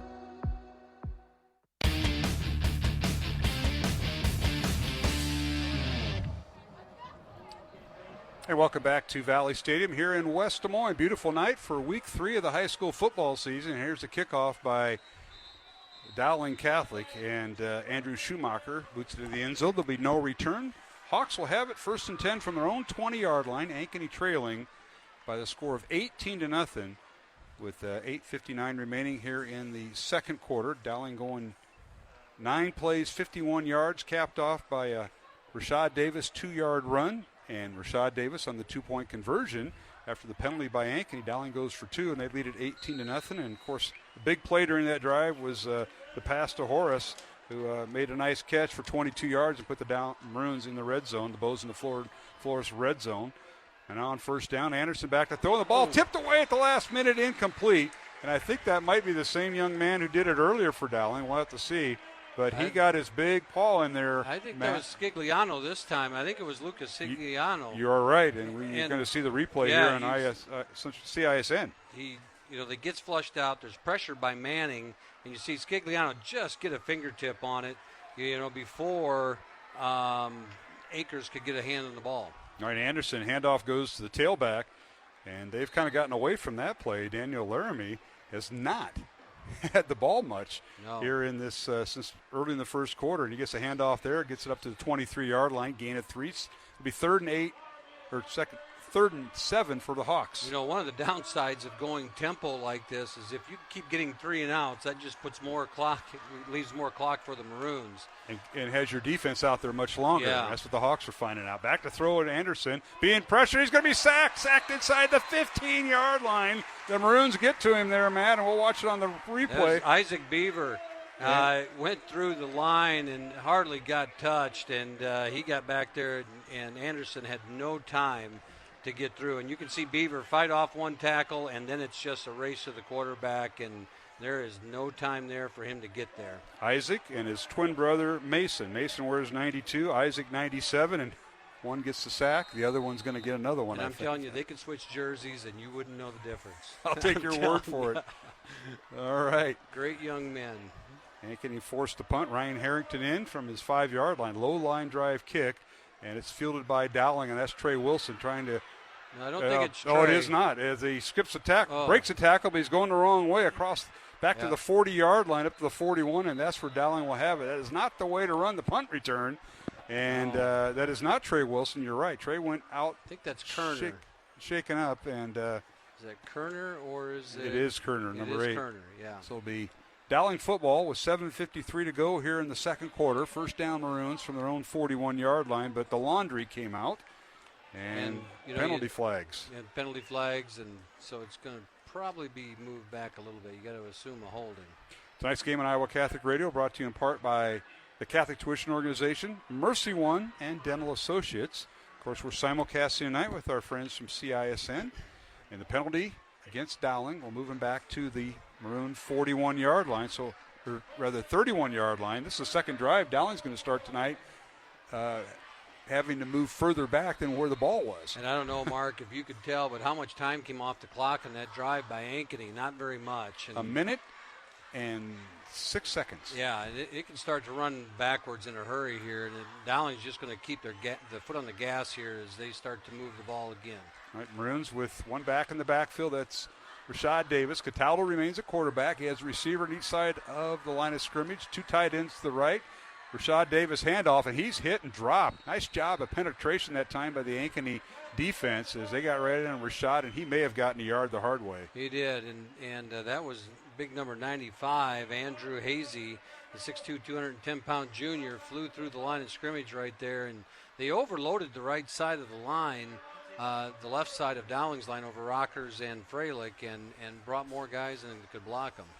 Well, that's a 1-yard loss. It'll bring up 2nd and 11 as Rashad loses a yard.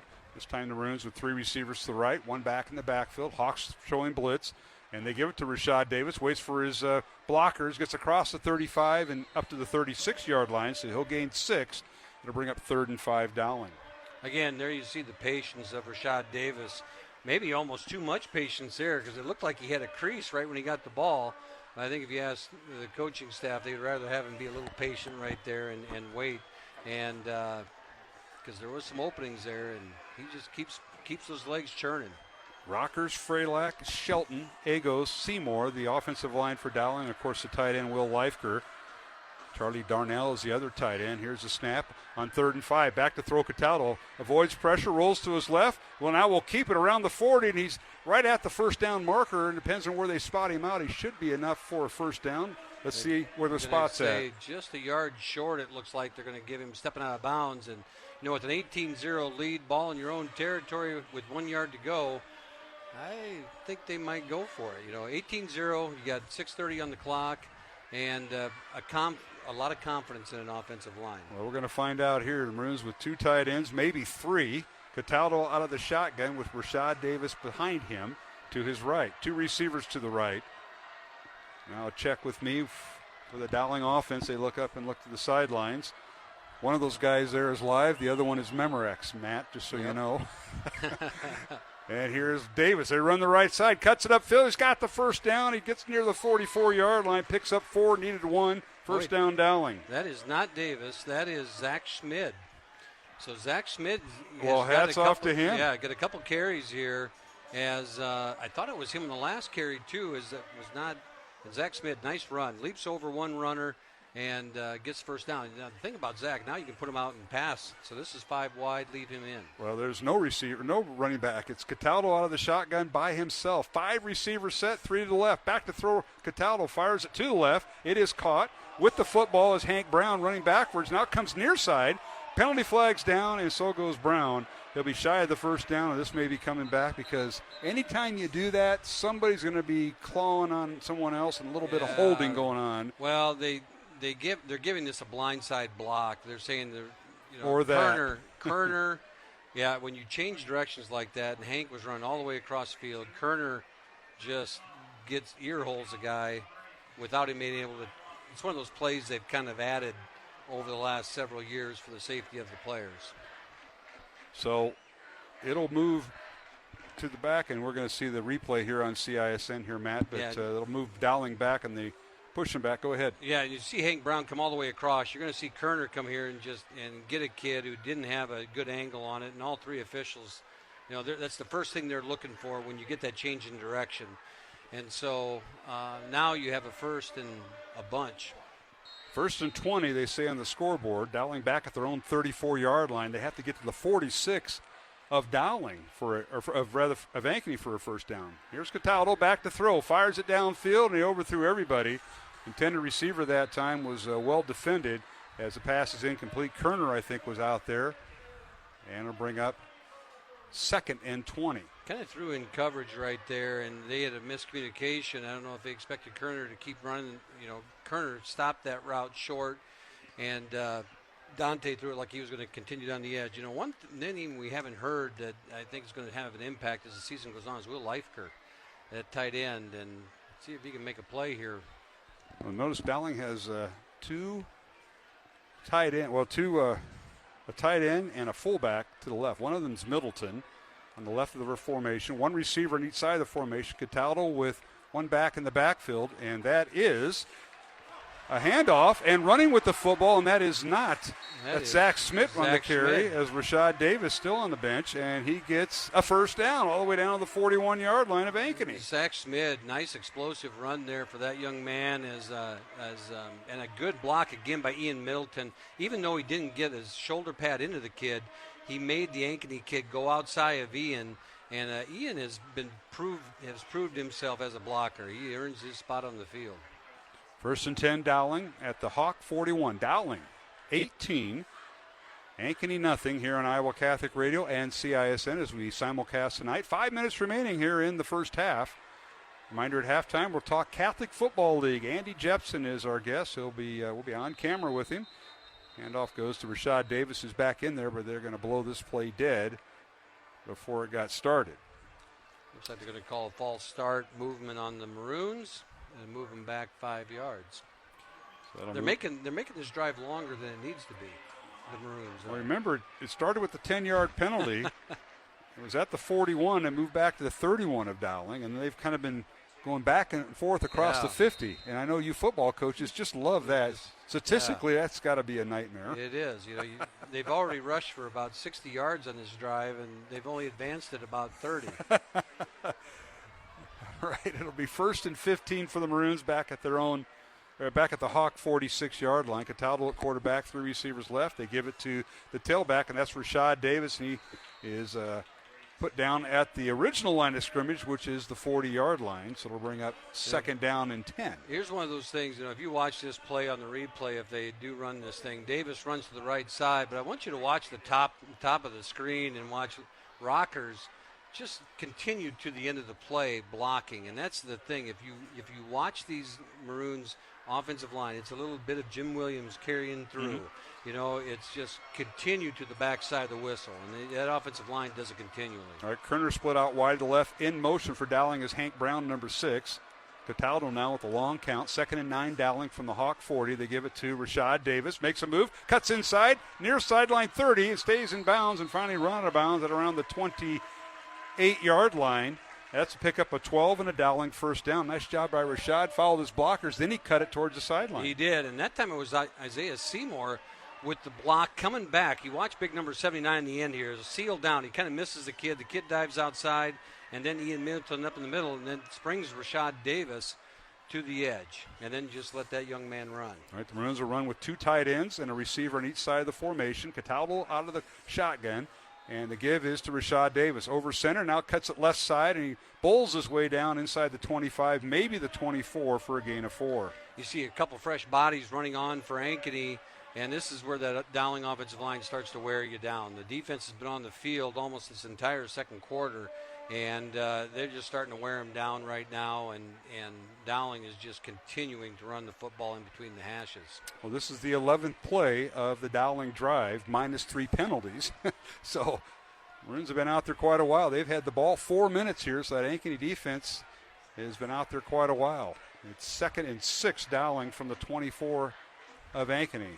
Here's a snap, handoff Rashad Davis left side, cuts outside the hash, and is inside the 20, be shy of the first down. Will bring up 3rd and 2 for the Maroons, and inside the 20-yard line, they'll spot him down at the 19. Going just short of the first down, running over that left side. This time Cal Rockers and Joe Freilich, and big number 78 and 55 on that left side of the line, and Davis running in behind them to the wide side of the field that time. Again, Dante's going up there, and they're counting hats. And if they get the right number on the left side and that short side of the field right now, that's the way they're going to run. And there you see him keep here. 3rd and 1, and Cataldo fakes the handoff to Rashad Davis, keeps it around right in, and he picks up the first down to the 15-yard line. Gain of 4 for the Dowling quarterback, Dante Cataldo, and we'll bring up 1st and 10, Dowling from the Hawk 15. 2 minutes, 20 seconds remaining in the first half. Dowling with 2 timeouts remaining, Ankeny with 3. The Maroons lead it 18-0 here on a beautiful night at Valley Stadium. Week 3, 83 degrees at kickoff, northeast wind at 5 to 10 miles per hour, humidity at 38%, and the Maroons are taking advantage of that wind here in this drive. Mark Amadeo, Matt Maindring here on the Iowa Catholic Radio Network and CISN.TV as we simulcast tonight. Handoff Rashad Davis inside the 15 and moves that pile down to the 12 and pick up 3. right side there, and they blitzed off that right side, but he looped out a little bit too far, and that created a seam for Davis. The linebackers reacted well, though, and didn't allow much of a run there for Rashad as Dowling is taking their time in between plays right now, content to let that clock wind down. I think Ankeny might be thinking using a timeout here, Matt. I wonder if Coach Bauer is how long he's going to let this go, because Dowling's going to run that play clock down. It's already under 10. 2 receivers on each side of the formation. Make it 3 receivers right for Dowling. Empty backfield. Back to throw. Cataldo fires over the middle. Passes drop right at the 7-yard line. He had his man there, but unfortunately into the hands and dropped by Jake Scow. Jake Scow turns, and the ball was right on him. Great pass by Dante, and just was getting ready to make the turn because he was getting hit just as he caught the football. But Jake's going to make that catch 9 times out of 10. Well, this saved a timeout for the Hawks they were going to use. They have 3 remaining, minute 13 to go. 3rd and 7 Dowling. Line of scrimmage is the Ankeny Hawk 12-yard line. This will be the 14th play of the Dowling drive. That includes 3 Dowling penalties, which started back at the 41, which was pushed back to the 31 after the penalty on the punt. You see Smid in motion. Here's Cataldo back to throw, looking in the end zone, fires across the middle. The pass is deflected and incomplete and nearly intercepted by Ankeny as Angelo Warno, number 7, was right there, but it will bring up 4th down for Dowling on the incompletion. Kerner coming off the left side there, runs the post pattern right into the middle, and the ball just a little bit behind him as he gets hit. As the ball gets there, and it would have been a great catch if he was able to come down with it. Probably still short of the first down, though. So the Schumacher comes onto the field. So a 29-yard field goal attempt by Andrew Schumacher. Left to right in front of us from the right hash. The hold will be by Jack Jepson. Good snap. The ball is up high enough, long enough, and it is good. So Schumacher with a 29-yard field goal pushes the score to 21-0 Dowling. With 64 seconds remaining in the first half, a timeout on the field. We'll take one ourselves. From Valley Stadium in West Des Moines, week 3 of the high school football season. It's Dowling 21, Ankeny 0 on Iowa Catholic Radio and the Central Iowa Sports Network. Support for programming comes from Klein Electric, a local family-oriented electrical contractor, a 100% employee-owned company with branches across the Midwest to provide comprehensive electrical services. Klein Electric is able to help with any residential and commercial project. Learn more at kleinelectric.com. Listener-supported Iowa Catholic Radio, 1150 AM KWKY Des Moines, 94.5 FM K233BT Des Moines, 88.5 FM KIHS Adel. Online anytime at iowacatholicradio.com. Support for Iowa Catholic Radio is provided by Construction Professionals. Construction Professionals does remodeling and new construction. Construction Professionals is a Catholic family business built on a strong foundation. CPCustomHomes.com. Thank you, Construction Professionals, for supporting Iowa Catholic Radio. Support for Iowa Catholic Radio is provided by Ashworth Vision Clinic. Complete eye exams, contact lenses, glasses, glaucoma testing, and urgent eye issues. 515-440-4610. AshworthVision.com.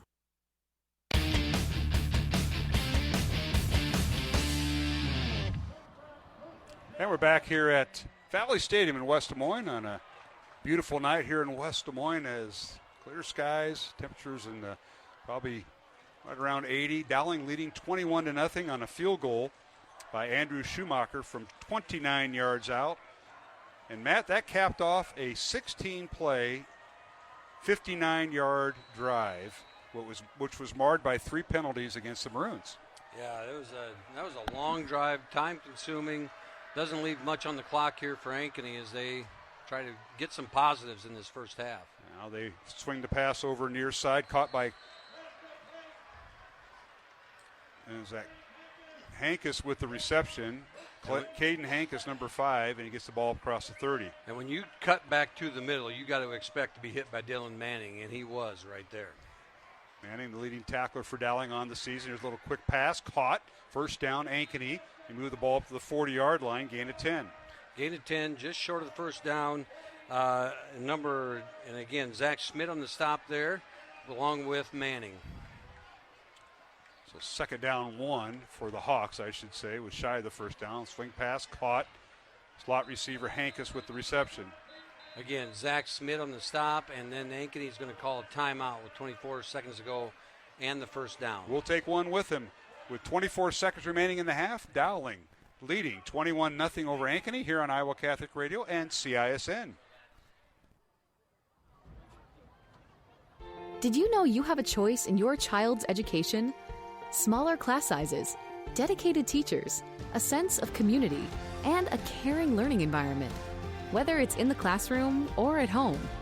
Diocese of Des Moines Catholic Schools deliver the best value in education, and we offer tuition assistance to help you afford it. Learn more about how the Catholic schools in the Des Moines Diocese might be the right choice for your child. Visit dmdiocese.org/schools.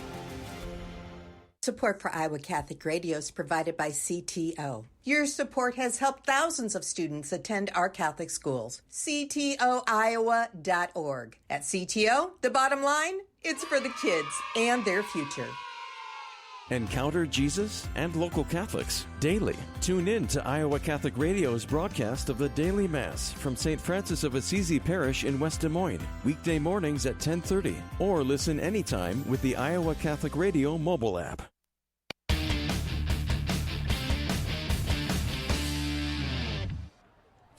And we're back here at Valley Stadium out of the timeout by Ankeny. Hawks launch a pass that is caught but out of bounds by the Hawks. Incomplete. It'll bring up second down 10 Ankeny from their own 46-yard line. Ankeny with 2 timeouts remaining. Anderson back to throw for the Hawks. Fires it over the middle, and he overthrew everybody. Pass incomplete. Matthew Hanton may have been the nearest player to it, and that was a Dowling linebacker. Yeah, he had to throw that ball downfield long ways as he was getting hit. And couldn't pick up the number. I think that might have been, as I look at the number, Owen Pins putting the pressure on him right there. On the last play, Hanton hits the receiver out of bounds after he caught it. But he didn't, which didn't allow him to come down in bounds. All right, 3rd and 10 Ankeny from their own 46-yard line. Here's the snap. Anderson passes near side. Pass is caught by Mason Rudolph. Rather Randolph, the junior wide receiver, and he's brought down on the Dowling 48-yard line. So, and Ankeny's going to use their final timeout, I believe, or do they have one left after this? I think that's 6 seconds remaining. We'll keep it here. 21-0, Dowling with the lead over Ankeny, and they will have one more timeout. But with 6 seconds left, they may not have much time for that second timeout. We want to thank our supporters. I know, Matt, you have some scores written down. I know Southeast Polk, and they're opening home game like Dowling, but they're opening in their brand new stadium up 21-0 right before the half. I want to thank Catholic Tuition Organization, Mercy One, and Skeffton's Formal Wear for supporting our broadcast here on Iowa Catholic Radio. And don't forget, the Iowa Catholic Radio Fall Fundraiser is September 21st through the 29th. Our goal is $200,000 for operation, and your matching dollars are available. Your gift is tax deductible. Go to iowacatholicradio.com. Matt, you got an update on some scores. Just some scores. Ankeny Centennial up on Cedar Falls 7-0 in the first quarter. Bettendorf up on Urbandale near the half at 21-0. And I believe that's all. Valley, it's an early score. Valley trails Johnston 7-0. Okay. And now Ankeny with 4th and 4 from the Dowling 48. Anderson on play action. Rolling around now being chased. Loses the football at midfield, and there's That's 3 Maroons. And it could be. Dowling picks it up. They're gonna say the ball. Pass is incomplete. Yeah. We're done. That's the half, yeah. That is the half. I'd like to see that replay. Yeah. Because was his arm going forward? Here we go, the old tuck rule. Yeah. But it's high school oriented as we'll get it up. Dylan Manning came up with the football initially. His arm he flicked it forward to get rid of the ball, and what would have been an intentional grounding ends up being a scoop and score would have been a lot more fun, Mark. Yes, it would have been. We go to halftime with Dowling leading 21-0. Mark Amadale, Matt Mainier will await our first half statistics from Jared Seifert down the hall here. But we're going to catch up with the president of the Catholic Football League, Andy Jepson. Seems like he's been doing this for like 25 years. It's half the time I've been doing this, maybe. I don't know, but he's up here. He got on TV the other night. His dad used to be a longtime coach at Manson Northwest Webster, and that other TV 13 crew was doing live football, and they had him and his dad on, and that was an awesome feature. We'll see if he interviews as good as his dad does. With the Maroons up 21-0. Let's recap scoring in the first half, folks. Dowling had a pair of field goals from their place kicker Andrew Schumacher from 27 yards and from 29 yards. In between, Curtis Horace with a 52-yard touchdown pass from Dante Cataldo, and Rashad Davis with a 2-yard touchdown run. And the Maroons lead at 21-0 at halftime. Oh, my goodness. Yeah, look at this. Bill, look at this. Look at that pair. Oh, my God. Is this Hall of Fame weekend or something? Yeah, I think it might be. You got Crouch and Marcoulier, who should be. The golden voice of Marcoulier. Oh, my goodness. Well, we may have to take a break because I know we're just waiting for our stats, so we're going to have to postpone that. Our halftime score, folks, 21-0. Dowling over Ankeny alongside Matt Maindring, Mark Amadale. If you're wondering, John Chido out ill tonight, watching at home on CISN and maybe listening to us while he's doing that. We'll take a break, come back. We'll talk Catholic Football League with Andy Jepson, the president of the Catholic Football League, here on Iowa Catholic Radio and CISN. We'll take a 2-minute break here. Dowling 21-0 over Ankeny at the half. The word Christian was first used by non-believers who intended to mock Christians. It meant a little Christ. The Christians in turn adopted the term as a badge of honor. To be a Christian means that we are called to be little Christs. For like Jesus, we are called to announce the good news, heal the sick, bring relief to the suffering, and justice to the oppressed. And yet we must recall that Jesus also said his followers must take up their cross and follow me. In other words, every Christian will at some point face suffering and opposition. Through suffering, we are brought to our knees and drawn closer to God. We can also offer up our suffering as a sacrifice on behalf of others. And yet there is a still deeper understanding of suffering. For it was through the worst evil the world has ever seen, in the crucifixion of the Son of God, that God brought about the greatest good, the redemption of mankind. In some mysterious way, then, God uses the suffering of his people to bring about a greater good and so give him greater glory. We may not fully understand suffering in this life, but we can trust in God's goodness and say with Job, the Lord gives and the Lord takes away. Blessed be the name of the Lord. This is Greg Ewell for Faith Check. Catholic United Financial, proud to support Iowa Catholic Radio. Catholic United, member-owned, with financial services to protect and connect Catholic families, parishes, schools, and communities. Catholic United, helping Catholics in Iowa and the upper Midwest build secure financial futures for 145 years. Learn more about the Catholic United story. Call local member advisor Duke McCarter at 515-380-0153 or go to iowa.catholicunitedfinancial.org. Support for Iowa Catholic Radio comes from Mercy One, your expert circle of personalized care for all your health needs. With more care locations than anyone, your best life is their one purpose. Find your doctor at mercyone.org. Enhance your prayer life, one song at a time. Enjoy sacred music wherever and whenever you want. Available now at iowacatholicradio.com, your Alexa device, or download the Iowa Catholic Radio mobile app from Google Play or the App Store.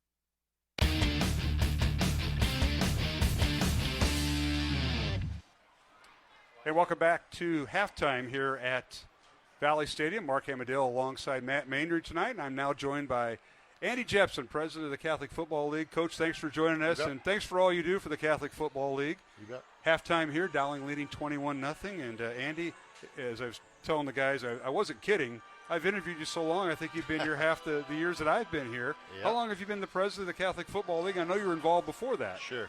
I think this is maybe the sixth season that I've been the president, but have been involved for 10 or 11 years now. My goodness. Well, it is thriving. I know we saw all the kids run across. Yep. Only 2 accidents that were reported up here in the press box of the kids running over. But it starts with flag football, first grade through 4th grade, and then the tackle picks up 5th through 7th grade. And now you lost the 8th graders a few years ago because they're now a part of the high school. And a shout-out to the 8th grade coach, John Chido, home ill tonight. So we have no sideline guy. Okay. Just FYI, what are you doing after the game? We need to get those interviews going. Yeah. But so the league progressing, and talk about you're underway, and start tomorrow. Yep, we start tomorrow. Tomorrow's opening weekend, so the 1st through 5th graders will go 4 games at a time from 8 to noon tomorrow morning on campus at Dowling, and then the following day, our 6th and 7th graders, we've got 3 teams of each. They'll play at various locations. I think we're hosting 3 6th grade games on Sunday, and the 7th graders a couple of them maybe are playing over here and some other places. So we're excited to go. All the preparation and organization and rostering and scheduling and all that stuff that we work through in the summer. Now it's time to let the kids go have fun. And unfortunately, with you on, it's not registration time because that's already passed. Yeah. But if folks want to know more about it, DM Catholic Football, dallingcatholic.com is the website, and you can get all the information on there. I saw the board of directors, and I'm concerned. Okay. I saw a Chido, a Hagen, and a few others that I recognize the names. Oh, a Tom Wilson on there. Yep. Is there any truth to that? And Yep. your name's on there, of course. Those guys are those guys predate me. So all those guys you mentioned predate me. So you got to have guys like that are so dedicated to Dowling Catholic football and dedicated to the experience that our kids have. Sure. They do so much from a preparation and organization standpoint, and they work just like the rest of us do to make sure that the kids have a great experience and come back next year. And there's always fundraising going on. Sure. A lot of things that you get involved with. I know in the summer there's the golf tournament that held at Waveland Golf Course. The Chidos are so gracious to host that, and that's a big fundraiser. But also, what are you doing with the money? And there's so much that have been purposed. I'm going to let you tell our listeners and our viewers on CISN what that's all about. The games, we've been fortunate with our fundraisers and with the increased registrations. We haven't had to increase the price of player registration, but our expenses increase every year. We've got to continue to upgrade our equipment. That's the primary expense. Anytime you've got more kids, that means you've got more games. That means you've got more official expenses and things like that. And so everything from our game uniforms to our shoulder pads, helmets, and then our Guardian caps that we put on every 6th and 7th grader and 8th grader starting 4 or 5 years ago. That's where the money goes, and the support that we have from the Dowling community and from the various parishes is fantastic, and we really couldn't do what we do without all that support. And you mentioned equipment, and it's not like you can keep it for lifetime. You don't have equipment there that when I was there back in the 70s, you have to refurb it. It has to be kept up every year, and there's only a lifespan. There's an expiration date on all that. Yes, particularly for the tackle kids.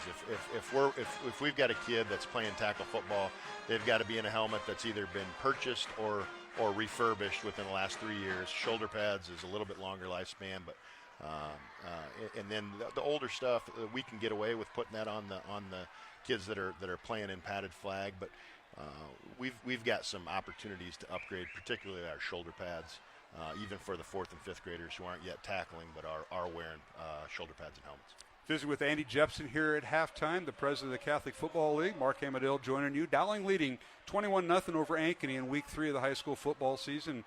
And Coach Jepson, you wear many hats. You're also the you're the quarterback coach at Grandview University, currently ranked 3rd in NAIA, got a win last week, and you play Missouri Baptist tomorrow at noon at Williams Stadium. So you're wearing multiple hats. You got the opening of Catholic football tomorrow, and you got a game at noon. A college game at noon. And the most important thing is I got a kid out here playing tonight. So Jack's done real well, holding on field goals and extra points. Yeah, hopefully we'll see a little more from Jack here as the season goes along. I'm sure you will. Well, let's talk about back to Catholic Football League. Membership is through USA Football. Yep. That is very important. I know you talked about the safety factors. We went through that here the last 5 years, then COVID. Yeah. But talk about the membership with USA Football. I think they've done a fantastic job. Football has gone through kind of peaks and valleys just reputationally, right? I mean, obviously all of the concern and legitimate concern about head injuries and concussions and things of that nature with really anybody playing the game. USA Football, from my perspective, has really kind of stepped to the forefront to get everybody organized on everything from teaching techniques. All of our tackle coaches have to go through a certification process where they've been trained, if you will, on how to coach and teach tackling and how to coach and teach being tackled. Everything from that all the way up through the equipment that we put on kids. USA Football is very, very involved in that. And I think it's just it really has served to kind of unify all of us that are in the business of particularly youth football to kind of help provide some guidance and some consistent direction that we can all follow to do everything we can to keep kids as safe as we can. And you have the tackle division, 5th through 7th grade, and, of course, the flag division. Yep. But in order to have all those teams, you need coaches, and you train the coaches of what their needs are. And I talked to a couple of them yesterday at the 8th grade game. Earlier this week there was an 8th grade game, and they were coaching a year ago, those 8th grade parents. Now they have the high school coaches coaching them, but that is very important of what they're coaching and how they're teaching. Yeah, it's that's where we have, and again, probably biased, but we have a huge advantage based on what Coach Wilson and his staff are willing to invest in the youth program. They're available to us, more than available to us. bring our 6th and 7th grade tackle coaches in once a year for a couple hours in the summer and really go through the fundamentals of the things that they want taught, that they want the basic foundation coach, so that when these kids, used to be when they got to 9th grade, they kind of knew what they were doing, they understood the language. Now it's when they get to 8th grade. And obviously we're in very close contact with the 8th grade coaches as well, who have all, served on the board and have coached in the CFL to try to understand, hey, where can we do better in preparation for those kids when they get to 8th grade. dmcatholicfootball.com is the website that you can get a hold and in touch with anybody on there. Phone numbers are listed if you want to learn more about the Catholic Football League.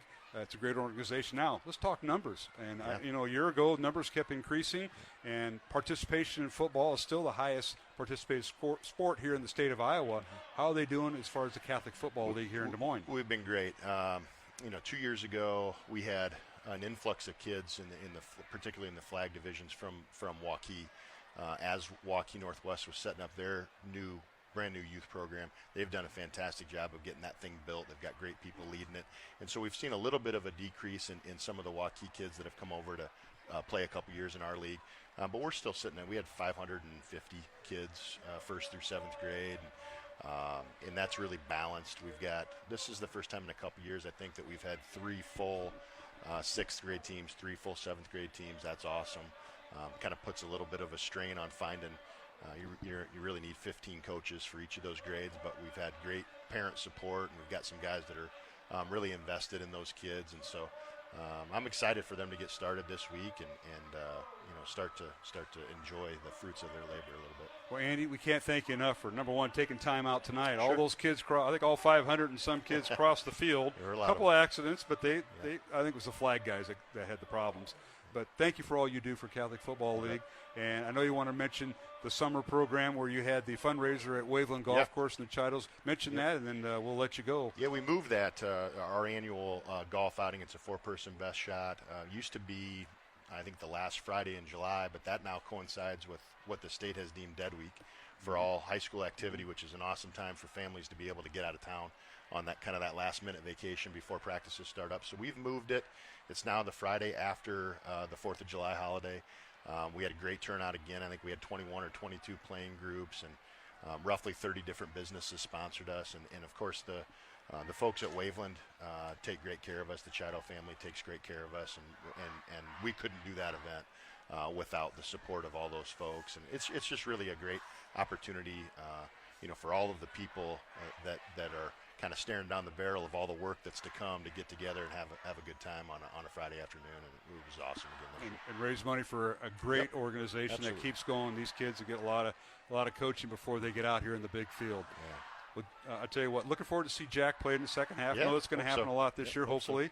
So. And if you've been coaching him up a little bit, you've had all this time. Just told him to be ready. I see out in the cross-country course, because your daughter and my daughter run cross-country at Dowling. Willow's much better time than my daughter. We'll have to work on that. But, hey, it's a lot of fun being a parent at the high school level. No doubt. These kids have, a ton of advantages. They're involved in great programs, and I'm just really proud of both of mine, for the work that they put into the things that they're involved in, just like you are and so many other parents are. So it's a fun time. Andy, thanks for all you do.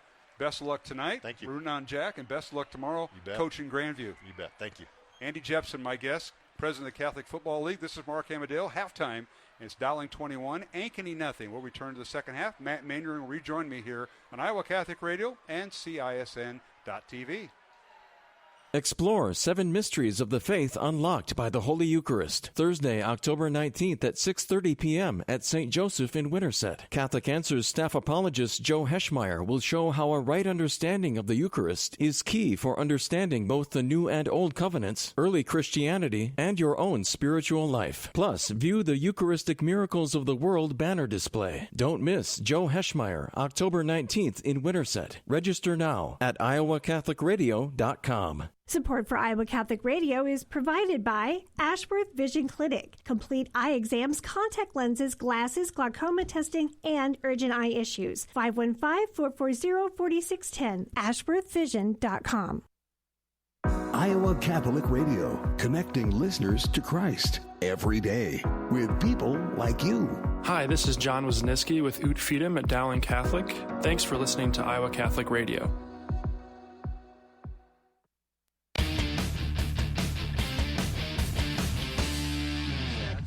figure it out. Welcome back to Valley Stadium in West Des Moines. Mark Emmerdale alongside Matt Maindring. Our halftime score, Dowling 21 and Ankeny nothing. Just got done with the halftime interview, Matt, with Andy Jepson, president of Catholic Football League. Seemed like he'd been here like 20 years. I've been talking to him at halftime. Yeah. It's only been 6. Only 6. Only 6, and he's done a great job. I could have swore it was longer. Well, that's about how long I've been doing this with you now. See? He's been here almost every year you have. Let's take a look at our first half statistics. Jared Seifert, as we got the iPad up. Oh, we got paper and plastic. Yeah, I see. so I got you. the paper is theirs. All right, well, for Dowling Catholic, on the ground individually, Rashad Davis, 17 carries, 103 yards. Zach Smith, 4 carries, 34 yards. And quarterback Dante Cataldo, 6 carries for 25 yards. And for Dowling Catholic, Dante Cataldo, 5 for 12 passing for 150 yards and a touchdown, I believe. Curtis Horace, 3 catches for 109 yards. Hank Brown, 2 catches for 49 yards to lead Dowling. And that's the individual. The game stats, Maroons have 18 first downs, 5 for Ankeny. Dowling 27 total yards, total attempts rushing, 157 yards on the ground. The Hawks 8 carries for just 31 yards on the ground. Dowling, Dante Cataldo, 5 out of 12 passing, no interceptions for 158 yards in the first half. For Ankeny, Luke Anderson, 6 out of 12 passing for 36 yards in the first half. So Dowling with 307 yards of total offense, Ankeny with just 67. No turnovers for either team. Maroons are 1 for 1 in fourth down conversions, and looking for the penalties. They don't have the penalties on here. So that's a look at the first half stats for Dowling Catholic. Now individually for Ankeny, their quarterback, Luke Anderson, 6 out of 12 passing for 36 yards. Or running backs in this contest have been Hankus and Laramie. And their rushing yards total at halftime was 31 yards. So they've really held them in check. 19 and 14 it looks like. 19 for Laramie. Yeah, and Laramie. 14 yards for Hankus. And then the leading receivers for Ankeny was Evan Erlmeyer, 1 catch for 9 yards. And then Laramie out of the backfield, 1 catch for 7 yards. So the Hawks have really been held in check by this Dowling team here in the first half, Matt, as both teams are on the field and brought ready for the second half kickoff. Any other comments as the Maroons lead it 21-0 as we progress to the third quarter? You know, it was a couple things we were looking for. You figured the first series they would take their time. You know, it would be an adjustment to see how they're going to play the 3-3 against them. And as the game has gone on, you know, slowly that Dowling offensive line is taking control of things and wearing them down. Just no offense for Ankeny tonight. And, you know, the last couple games, the ball's been getting out to Akers and to Sumner, or to Summerfield, and and Hankus, but nothing tonight. They've been able to keep them in check, and that's been, you know, great play by the secondary over the top, and that front four putting pressure on him behind the line of scrimmage. All right, Schumacher kicks off. End over end kick, out of bounds, line drive in the end zone, touchback. It'll be 1st and 10, Ankeny at their own 20-yard line as we start the third quarter with Dowling leading 21-0. Other scores as you pass along at halftime, Matt. I don't know if there have been any changes, but Southeast Polk leading 21-0. That was right before the half up in Pleasant Hill.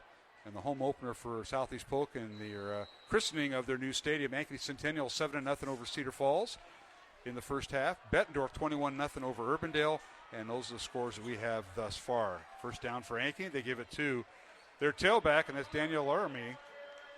And Laramie takes it up to the 23-yard line. This is how the Hawks started the game when they had their first possession. They just grounded. They did, and, you know, they had some success right up A gap, right up the middle, and they were pounding Laramie in the middle and had some big gains early, and then the valve was shut off.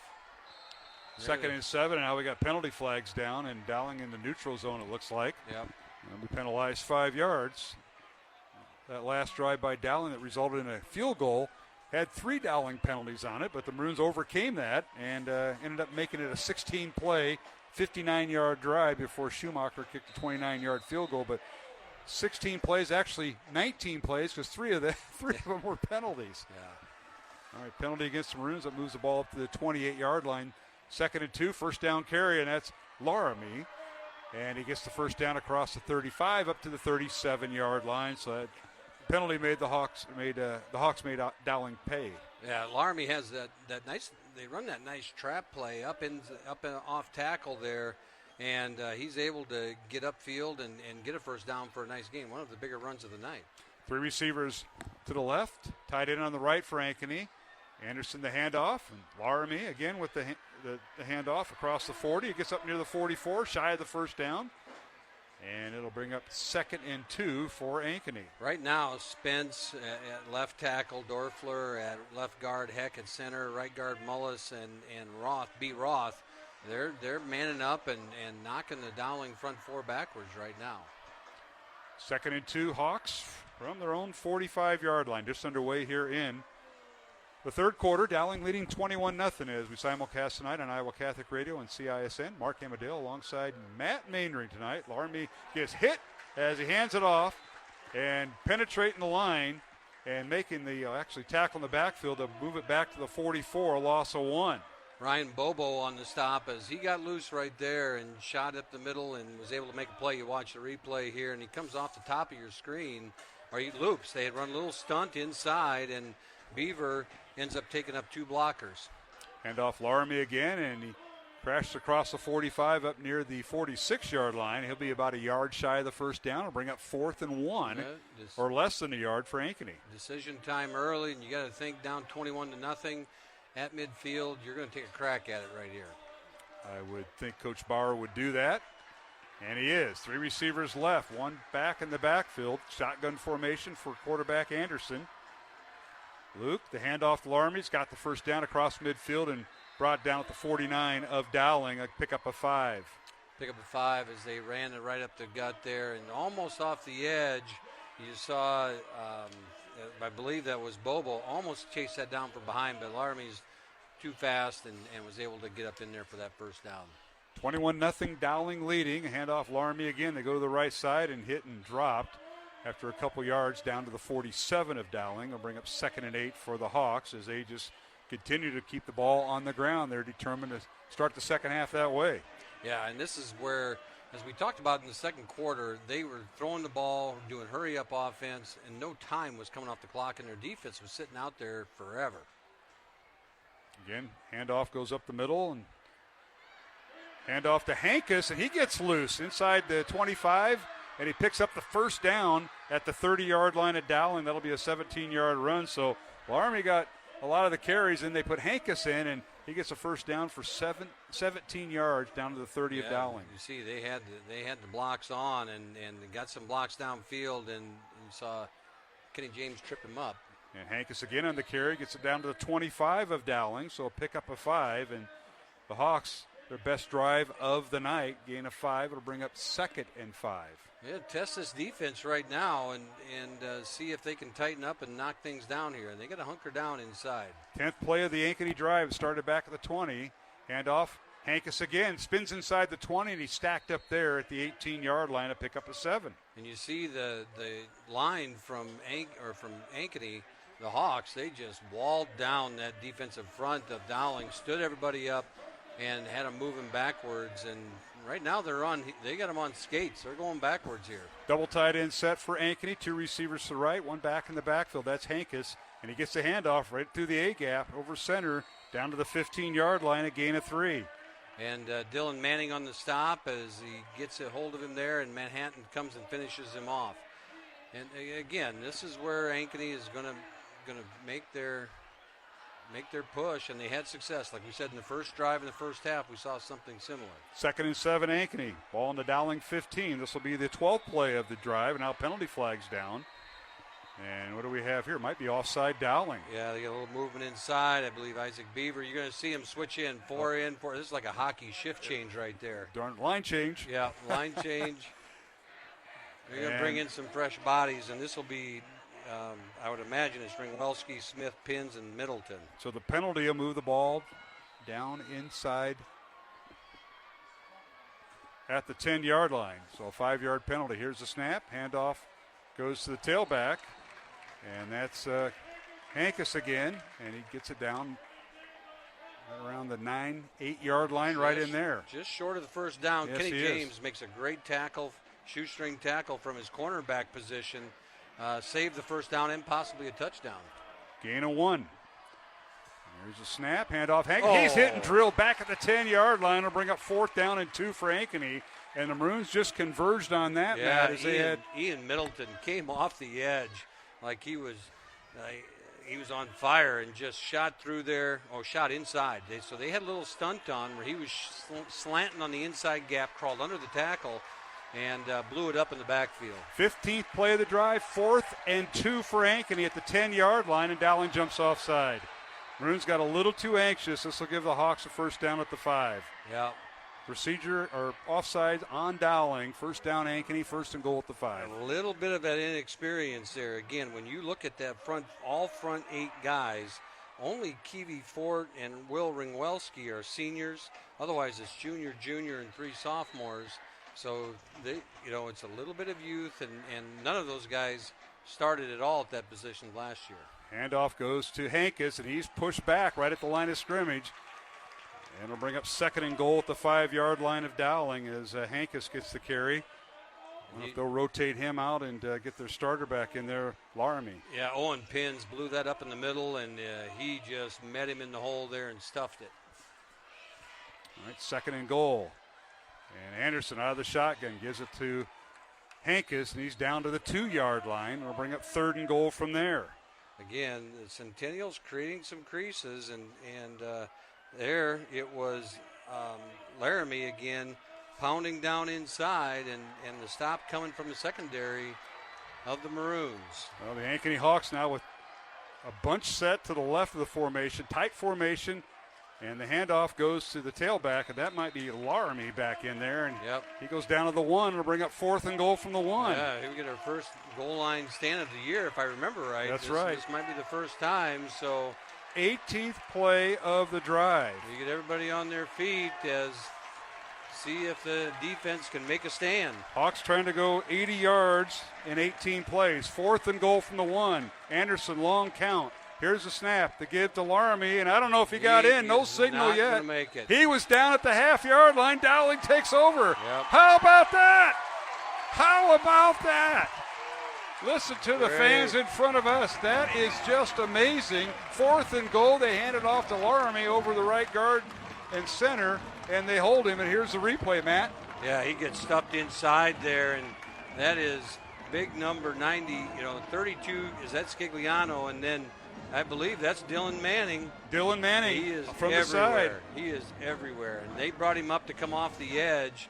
And he made a great play coming off the edge there and stuffed that play inside. 18 plays, 79.5 yards, and Dowling takes over. How about that? Now, we've been here before. 99 yards away from the end zone, and Dowling takes over. Yep, 7-minute drive for Ankeny. Dowling out of their own end zone. They hand it off to Rashad Davis, cuts upfield across the 5, and is stood up there maybe about the 6-yard line and bring up 2nd down and 5 as Rashad picks up 5. Starting to crawl out of the end zone. What a big boost for that defense, and how it's one that lets the air out of the balloon for Ankeny as the Hawks drove the field, had a great drive, and gets snuffed out there at the end.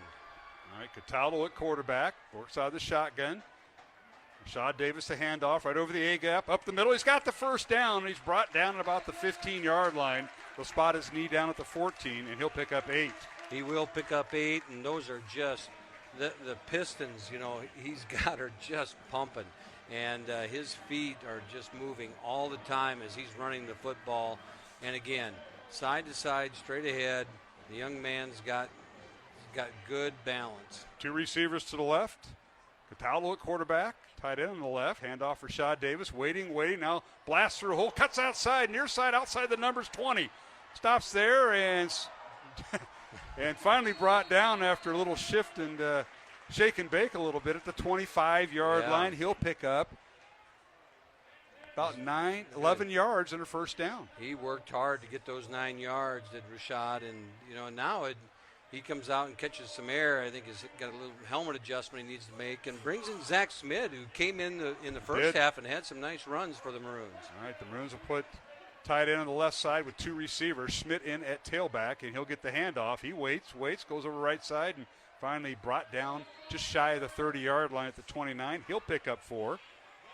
So Schmidt in there at tailback. Zach, 6 foot, 190-pound senior, transferred from Dallas Center Grimes, and he stopped at the 29 for a gain of 4.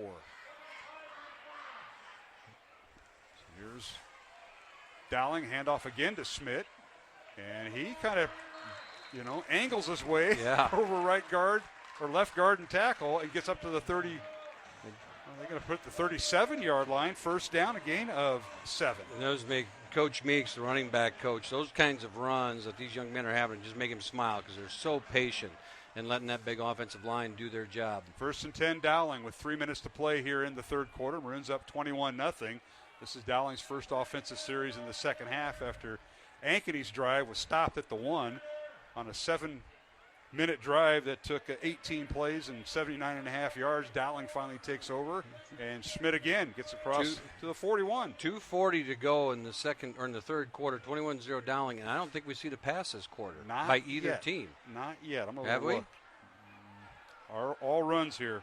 Yeah, you haven't seen that for 40 old years. School football. that's old school football. And off Schmidt, right up the gut. Gets a great block right over center, and that's where Max Shelton is at. He gets across the 45, and they're going to spot him up near the 50 with the push. And here's the great example of why you teach those offensive linemen to keep their blocks going, because those running backs continue to come, and it was just a line of blockers. Rockers, Freilich, Shelton at center, Agos and Seymour all finishing downfield, letting Zach run the football. All right, Horace split out wide to the left at the top of your screen if you're watching on CISN.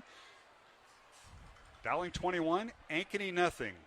2 minutes to play here in the third quarter from Valley Stadium in West Des Moines. Dowling's home opener handoff, right side, and that is Rashad Davis back in there, and he's shy of the first down. He gets tackled right at the 45 of Ankeny for a gain of 5. Dylan Doherty comes up from his safety position and makes probably a touchdown-saving tackle as he took a good angle and got Rashad Davis short of the first down. All right, Hank Brown split out wide left. Receiver to the right at the bottom of your screen. Cataldo at quarterback out of the shotgun. He's got a tight end on the left side. And that would be Middleton over there. Here's the snap. Cataldo the handoff. And it's to Rashad Davis. Spins out of a tackle. He's got the first down inside the 40.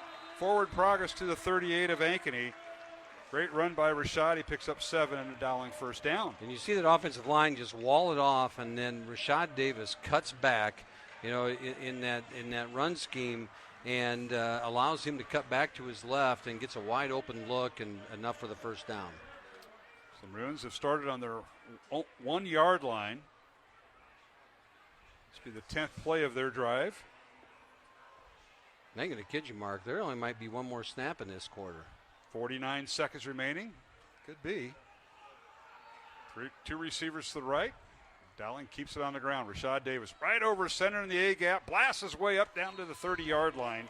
He'll pick up 8 yards. They'll bring up 2nd and 2, and that may be the final play of the third quarter if the Maroons decide not to run a play. Yeah, well, they got Kevin Rhythm going, so I think they're going to go ahead and get a snap here. 2nd and short, and here they go. Good point, Coach. You got a rhythm going, and you want to keep it going. 11th play of the drive, handoff Rashad Davis. And he's got the first down as he gets down to the 26-yard line. And he'll gain 4. And, for young kids out there watching or listening, or if they're watching this on there, watch Luke or Kyle Rocker's block. I mean, the play is going away from him, and he's blocking 5-7 yards downfield. That's the left tackle for Dowling wearing number 55. They'll have to wait after this 1-minute break. We've come to the end of the third quarter here at Valley Stadium. Beautiful night. Temperatures in the lower 80s, low humidity. Dowling leading 21-0 over Ankeny. Back with the fourth quarter. Week 3 of the high school football season here on Iowa Catholic Radio and CISN.TV. Would you like to highlight a birthday, anniversary, or other special occasion? You can do that by underwriting a day of broadcasting on Iowa Catholic Radio. For a monthly gift of $300 or more, your message will be heard on the Iowa Catholic Radio Network throughout the day of your choosing. It's the perfect way to honor your memories and milestones while supporting your favorite radio station. Dates go quickly, so reserve yours now. Call 515-223-1150 or email Deacon Mark at iowacatholicradio.com. Support for Iowa Catholic Radio is provided by Construction Professionals. Construction Professionals does remodeling and new construction. Construction Professionals is a Catholic family business built on a strong foundation. CPCustomHomes.com. Thank you, Construction Professionals, for supporting Iowa Catholic Radio. Bring the Eucharistic revival to your parish with Iowa Catholic Radio's Eucharistic Miracles of the World banner display. The work of future Saint Blessed Carlo Acutis, this beautiful display will educate and inspire. Learn more at iowacatholicradio.com.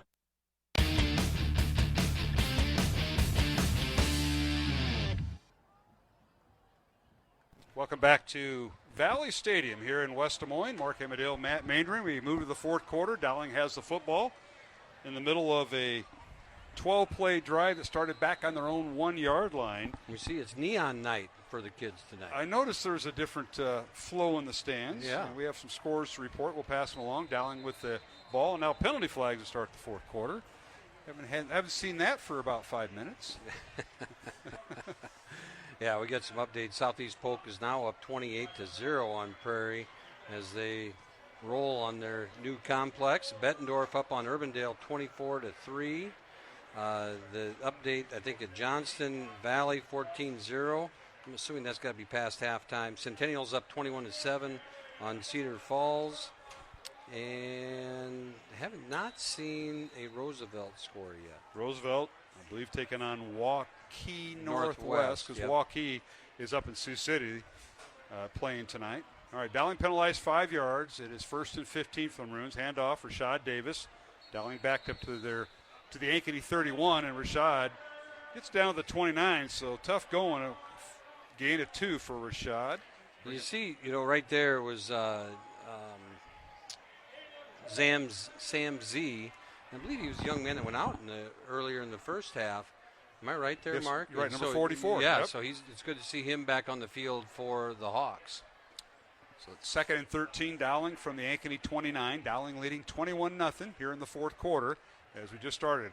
And now on play action, back to throw as Cataldo rolls to his right, now reverses field, goes to his left, wants to run inside the 25, and finally spun down inside the 20. And they're going to spot forward progress all the way to the 15-yard line. They did, and you wonder, well, why was he giving forward progress that far? Well, he rolled over top of the Ankeny tackler, number 7, I believe, who's down on the field right now, maybe a cramp. And he did never touch Angelo Warno, who we called his name a lot tonight, and has had a great night for the Hawks. We're going to take a 1-minute break and return to Valley Stadium. 11-11 left in the fourth quarter. Dowling 21, Ankeny 0. Here on Iowa Catholic Radio and CISN. This is a segment about small Catholic innovations that made a huge impact from the OSV Institute for Catholic Innovation. Back when water was difficult to purify, beer was actually the standard drink because the fermentation process killed harmful bacteria. But it wasn't all that tasty and didn't last very long. This is where Catholics upped the ante with 2 major contributions. The first came from monasteries, where monks needed heartier beers to get them through long periods of fasting. So they experimented with flavorings and techniques to make it more robust. The second contribution came from St. Hildegard von Bingen. She's the first person credited with using hops in beer to preserve it. And it didn't hurt that hops added great flavors too. So you can thank Catholic innovation for beer. Learn more about what OSV Institute is doing to inspire and encourage Catholic innovation at osvinstitute.com.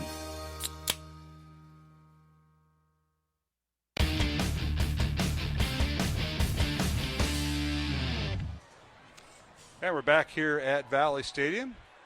Young man for Ankeny being helped off the field, who looks like might have had a cramp, and that was Connor Kaiser. Connor Kaiser.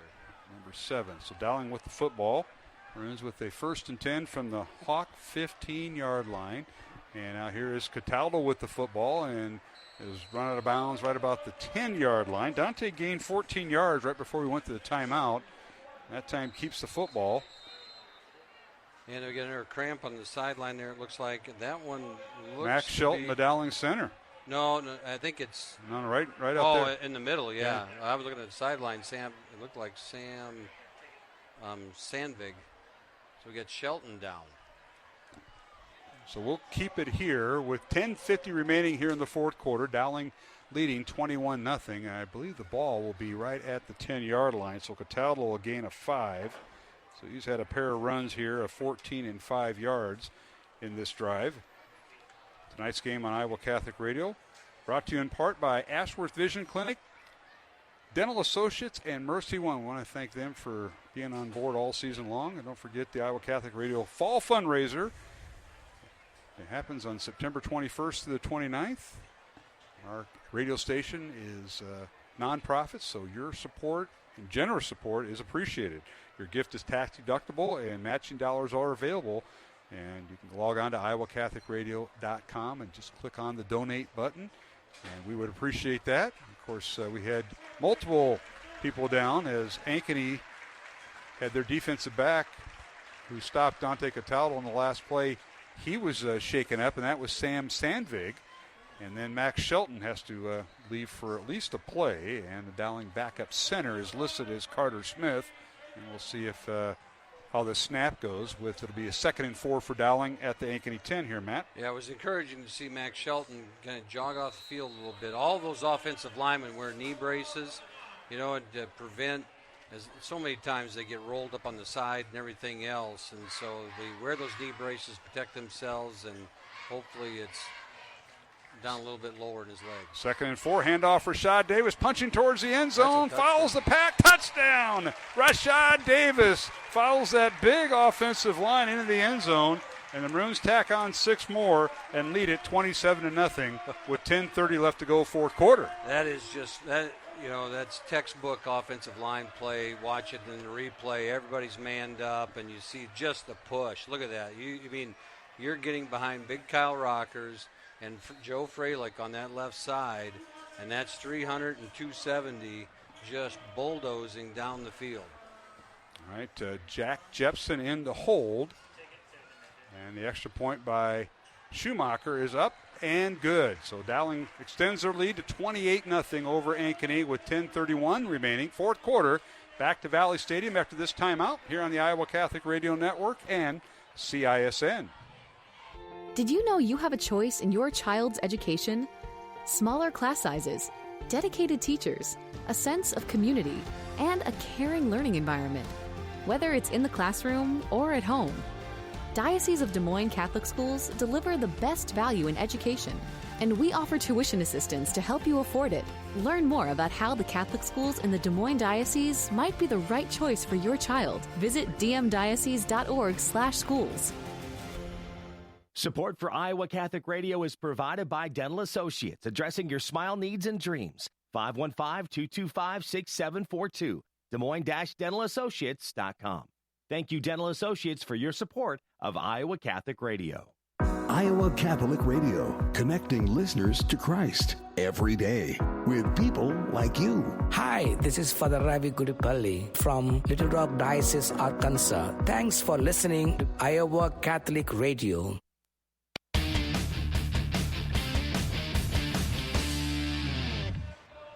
And we're back here at Valley Stadium as we simulcast tonight on Iowa Catholic Radio and CISN. Mark Amadeo, Matt Maindring.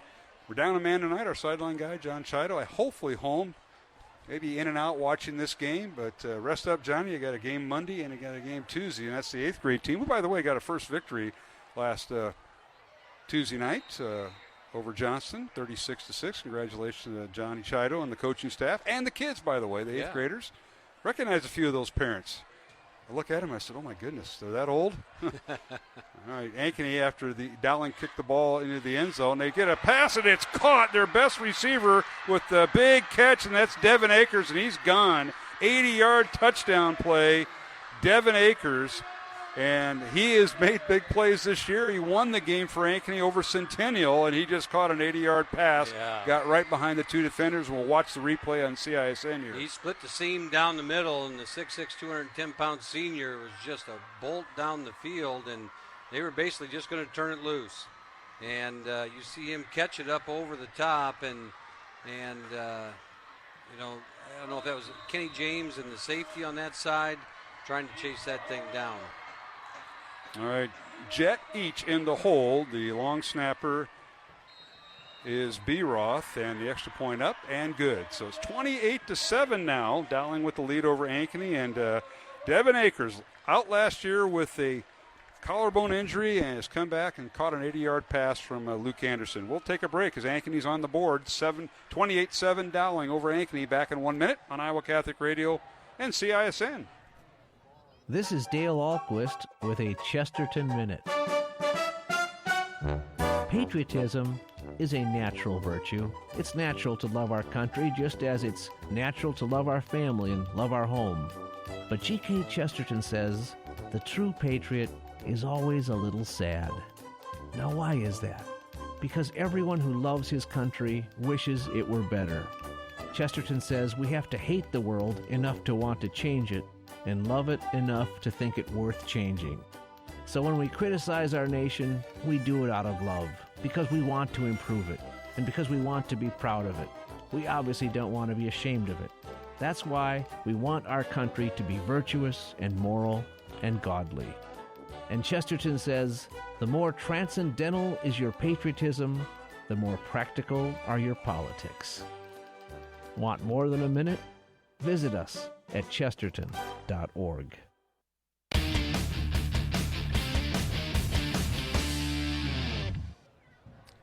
And welcome back to Valley Stadium, week 3 of the high school football season. Ankeny on the board on an 80-yard pass from Anderson to Well, and they're going to get the onside kick. to Devin Akers. And now you mentioned the onside kick. Ankeny does a squib kick, and they recover the ball, and the Hawks now will take over at the Dowling 48, Matt. I think the coaching staff's going to argue that the ball was touched on the other side of the 50, and the officials are not going to see it the same way. We'll see on the replay here. If an Ankeny player touches it before it crosses, and it's hard to see in that scramble. It went through some traffic. And the officials are saying it did not touch him, so it did not touch them. So Ankeny will have the football, 1st and 10 from the Dowling 48-yard line. 10:16 to go here in the fourth quarter. Hawks with the first down, and now back to throw is Anderson under duress, and he launched the ball out incomplete, and that was a dangerous incompletion that time by their quarterback, Luke Anderson. I mean, he threw it up, and that could have been a pick six. Yeah, Jake Kruger's eyes got pretty big right there as he saw that ball just kind of lazily flipped out there, but it was well short of him being able to get to it. He caught it on the one hop. So the Hawks now go in tempo as they go without a huddle, as they've had been all night. 3 receivers left, 2 to the right, empty backfield, back to throw. Anderson fires right. The pass is tipped and incomplete. Akers, the intended receiver, he drew a crowd, and Kruger might be shaken up there, or maybe he's just disappointed he was going for the ball. I think he got caught in traffic there a little bit, and he'll be all right. As 3rd and 10 here, and this is, crunch time for this Maroon defense to get tested. They haven't given up very much all year. They have not given up a rushing touchdown this year, but they've given up 4 passing touchdowns, Matt. Yeah. And they give it to their tailback this time, and that is Daniel Laramie, and Laramie gets it down to the 45-yard line, gains 3 yards. And I don't know what, the clock blew the whistle because his helmet came off. Oh, so Laramie has to come off for a play. It's a dead ball right then. Yeah. And so now and they run on 3rd down, and they're going to go for it on 4th. So, when the play that was called, they're going to go for it on 4th down. So it's 4th and 7, and they'll put Hankus in at tailback. Here's the snap. They fire over the middle, and the pass is incomplete. Intended receiver, the ball was overthrown. The intended receiver there was Evan Erlmeyer, and Dowling will take over from their own 45-yard line. Well over his head, and that's what Ankeny had to do. They had to take their shot and try to get back in the game and cut the score in half. And so they went quick, and not much time comes off the clock. We go a quarter and a half with 2 possessions, and now we've had 3 possessions in about 3 minutes. Yeah, if that. If that. Maybe 2 minutes. It was the onside kick, so Dowling offense hasn't been back on the field. They are now. That 99-yard drive. Yeah, 1st and 10, Dowling from their own 45-yard line. Dante Cataldo at quarterback. Runs with an extra tight end. Handoff up the gut, right between the tackles. A-gap, Rashad Davis tripped up, and he got the first down at the 45 of Ankeny. They're going to give it to him. 10-yard run, and, boy, he did that so smooth. You know what? The offensive line led that play. You can tell. They did, yeah. They got down to the second level and started getting on linebackers, and when you see that happening, you know as a running back you're going to win that play. And, that's really what they're trying to do every time, just win that play. 2 tight ends for Dowling, a receiver on each side of the formation. Dowling right to left, south to north. Handoff Rashad Davis goes over right guard and tackle. Inside the 45 to about the 42-yard line. He'll gain 3. And it'll bring up 2nd down for the Maroons, 2nd and 7. Here they're getting a little patience here. We'll give a little shout-out to Mike Tiedemann and his dad. Mike Tiedemann's our department chair in English. He texted me they're listening to the game, and it's always fun when we hear from our own teachers. At home, or are they on vacation? Well, he's an English teacher. Oh, so he's at home. You're home. saying he's not on vacation. He might be up in Okoboji. You never know. No, he is from Newell Fonda area, though. Oh, that's near Sheldon. Well, it's getting up there. That's where my in-laws are from. So I'll say nice things up there. Yeah. Penalty against Ankeny. I'll move the ball down 5 yards to the 37-yard line of the Hawks. Offside the Hawks. And you got a prediction for tomorrow, Mr. Maynard, or are you just going to be neutral for Iowa State? Okay, that's the way you want to play it. I get you. Gotcha. 2nd and 2 for the Maroons after the penalty was marked off. From the Ankeny 37, Dowling 28, Ankeny 7. 8:15 to go here in the 4th quarter. Dante Cataldo at quarterback. Here's the snap. Handoff Rashad Davis, and he stood up. The ball is loose. Ball's out. And who's got it? Ankeny's got it right at the 30-yard line. First fumble of the year for Rashad. And he fumbled it down to the 30-yard line. So Hawks will take over. Yeah, he got hit as he was coming off of a break, and someone got their hat right on the football as we watch the replay here, and he gets creased, and then that ball just hat right on the helmet, and that is Dylan Doherty with the fumble recovery. And Ankeny breathes a little life. So the Hawks with the first down at their own 30 with 8:06 to go here in the 4th quarter. Dowling leading 28-7. Mark Amadale, Matt Maindring tonight here in the Iowa Catholic Radio Network. We'll have post-game with our statistics. And a handoff, first down, goes to Laramie. Laramie gets it up across the 30 up to about the 35-yard line for a gain of 5. Ankeny's got to step it up a notch if they're going to get back to within 2 scores here. Yeah, so they're going to hurry up here, and they had that success running the football, but it's a little late in the game to pound it out like that. There's Anderson out of the shotgun. Lost it up, and the pass is nearly intercepted but incomplete. He threw it up to his big guy, Devin Akers, a 6'6", 210-pound senior, and he threw it into double coverage, led by Dowling's Jake Kruger, and he had help from one of his friends. Yeah, he did. Over the top, it was Nick Frericks, and Jake was in great coverage on him there, and knowing that Frericks was over the top gives you that little extra security blanket, and Jake was in great position. Frericks over the top. Ball gets tipped, incomplete. Well, Kruger goes at 6'1", and again, defending Akers at 6'6" is no easy chore. Handoff goes to Laramie and gets up to about the 37, maybe the 38-yard line. Gain of 2, and it'll bring up 4th and 3. Good play inside there. I couldn't tell if that was Ian Middleton on that initial hit on the running on Laramie there, but nice job inside of getting that play stopped up. Give him a gain of 3 up to the 38. So bring up 4th down and 2. Hawks going for it. 3 receivers and 1 tight end. And now penalty flags down. Timeout Ankeny. We'll take it with them. 7:10 to go, 4th quarter. It's Dowling 28, Ankeny 7. We'll take a 1-minute break on Iowa Catholic Radio and CISN.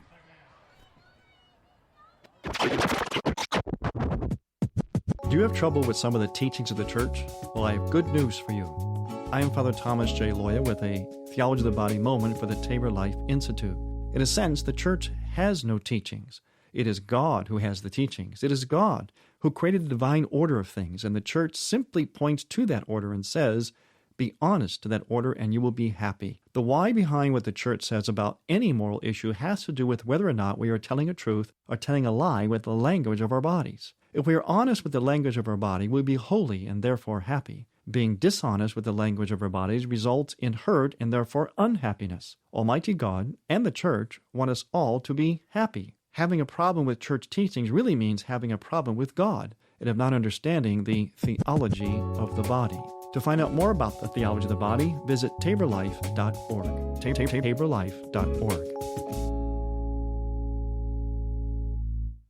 Listener-supported Iowa Catholic Radio, 1150 AM KWKY Des Moines, 94.5 FM K233BT Des Moines, 88.5 FM KIHS Adel. Online anytime at iowacatholicradio.com.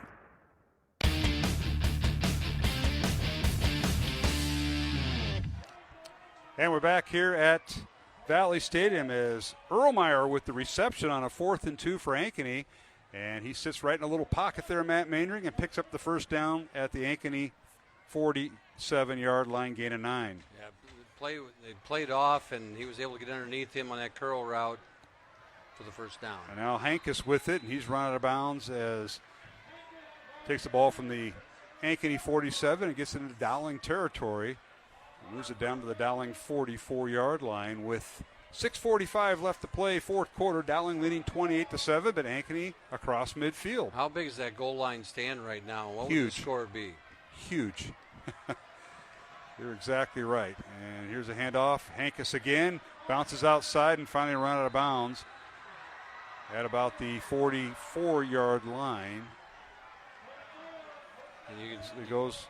And you can better believe Ankeny is going to be saying the same thing once, after this game and driving the length of the field like that, not getting in. And now Dowling defense gets to stand up again on a 1st and 10. 1st and 10 for Ankeny from the 39 of Dowling. Handoff goes to the tailback, and that's Hankus again. They've been rotating Hankus as their second-string tailback. The starter is Daniel Laramie, and right now Hankus is getting the bulk of the load. Carries it down to the Dowling 36-yard line, gain of 3. And this is the Pins, Ringwelski, Middleton group in there on that front 4. Handoff again to Hankus, and he's near a first down, stopped shy of the 30-yard line. Pick up a 5 down to the 31. And Carter Smith, who's in on that play. So it'll bring up comes third. Pins off the field, and Isaac Beaver in. 3rd and 2 for Ankeny at the Dowling 31. Anderson back to throw, looking for his big guy. Now throws it over the middle, and the pass is nearly intercepted. Leaping for it was Dowling Catholic player, but now a penalty flag down in the backfield. Yeah. We may have holding in the backfield. No, they're going to call a late hit on the quarterback. Dylan Manning hit him, and it was the flag came out way late, but the ball had gotten rid of it, and Dylan got the quarterback pretty good on that play. Okay, so penalty against Dowling. That'll give Ankeny a first down. They're going to mark it off inside the 20 down to the 16-yard line. Here's the pressure on the defense again, and Ankeny again, this second half, they've moved the ball really well. Yes, they have. Now they're in the red zone. Maroons leading 28-7, under 6 minutes to play. Anderson with the blitz. And dumps it off before he could get tackled, and it's incomplete. Forced him to throw it a little too quick was Dylan Manning. Yeah, Dylan Manning, and they use him in the multiple, he's in multiple positions as he comes at the blitz in these different situations. And right there, Anderson didn't have any chance to get that ball out. So Luke Anderson has went the distance for Ankeny at quarterback. Dowling showing blitz. Hawks have 2 timeouts remaining, Dowling with 3. It's 2nd and 10 Ankeny from the Dowling 16 as Hawks now in the Dowling red zone. 3 receivers to the right. Ankeny left to right. Fires up in the end zone looking for his big guy, and the pass is well, he caught. did hang on Touchdown, and he threw into triple coverage, and that is Devin Akers with his second touchdown. And boy, he can show up in a matter of time, and he just did. Touchdown Ankeny from 16 yards out. Boy, that was a great catch because the Dowling defenders converged on him, And he went up and got it out of the sky. Great timing on the play, and three defenders on him. Zach Schmidt along with Jacob Kruger right in there. Right in there. Hawks will attempt the extra point. 11 plays, 70 yards on the Ankeny drive. Extra point is good. And all of a sudden, it's 28-14 Hawks. Have trail now by 14. Dowling with the lead, 28-14. We'll take a 1-minute break with 5:40 left to go, fourth quarter on Iowa Catholic Radio and CISN.TV.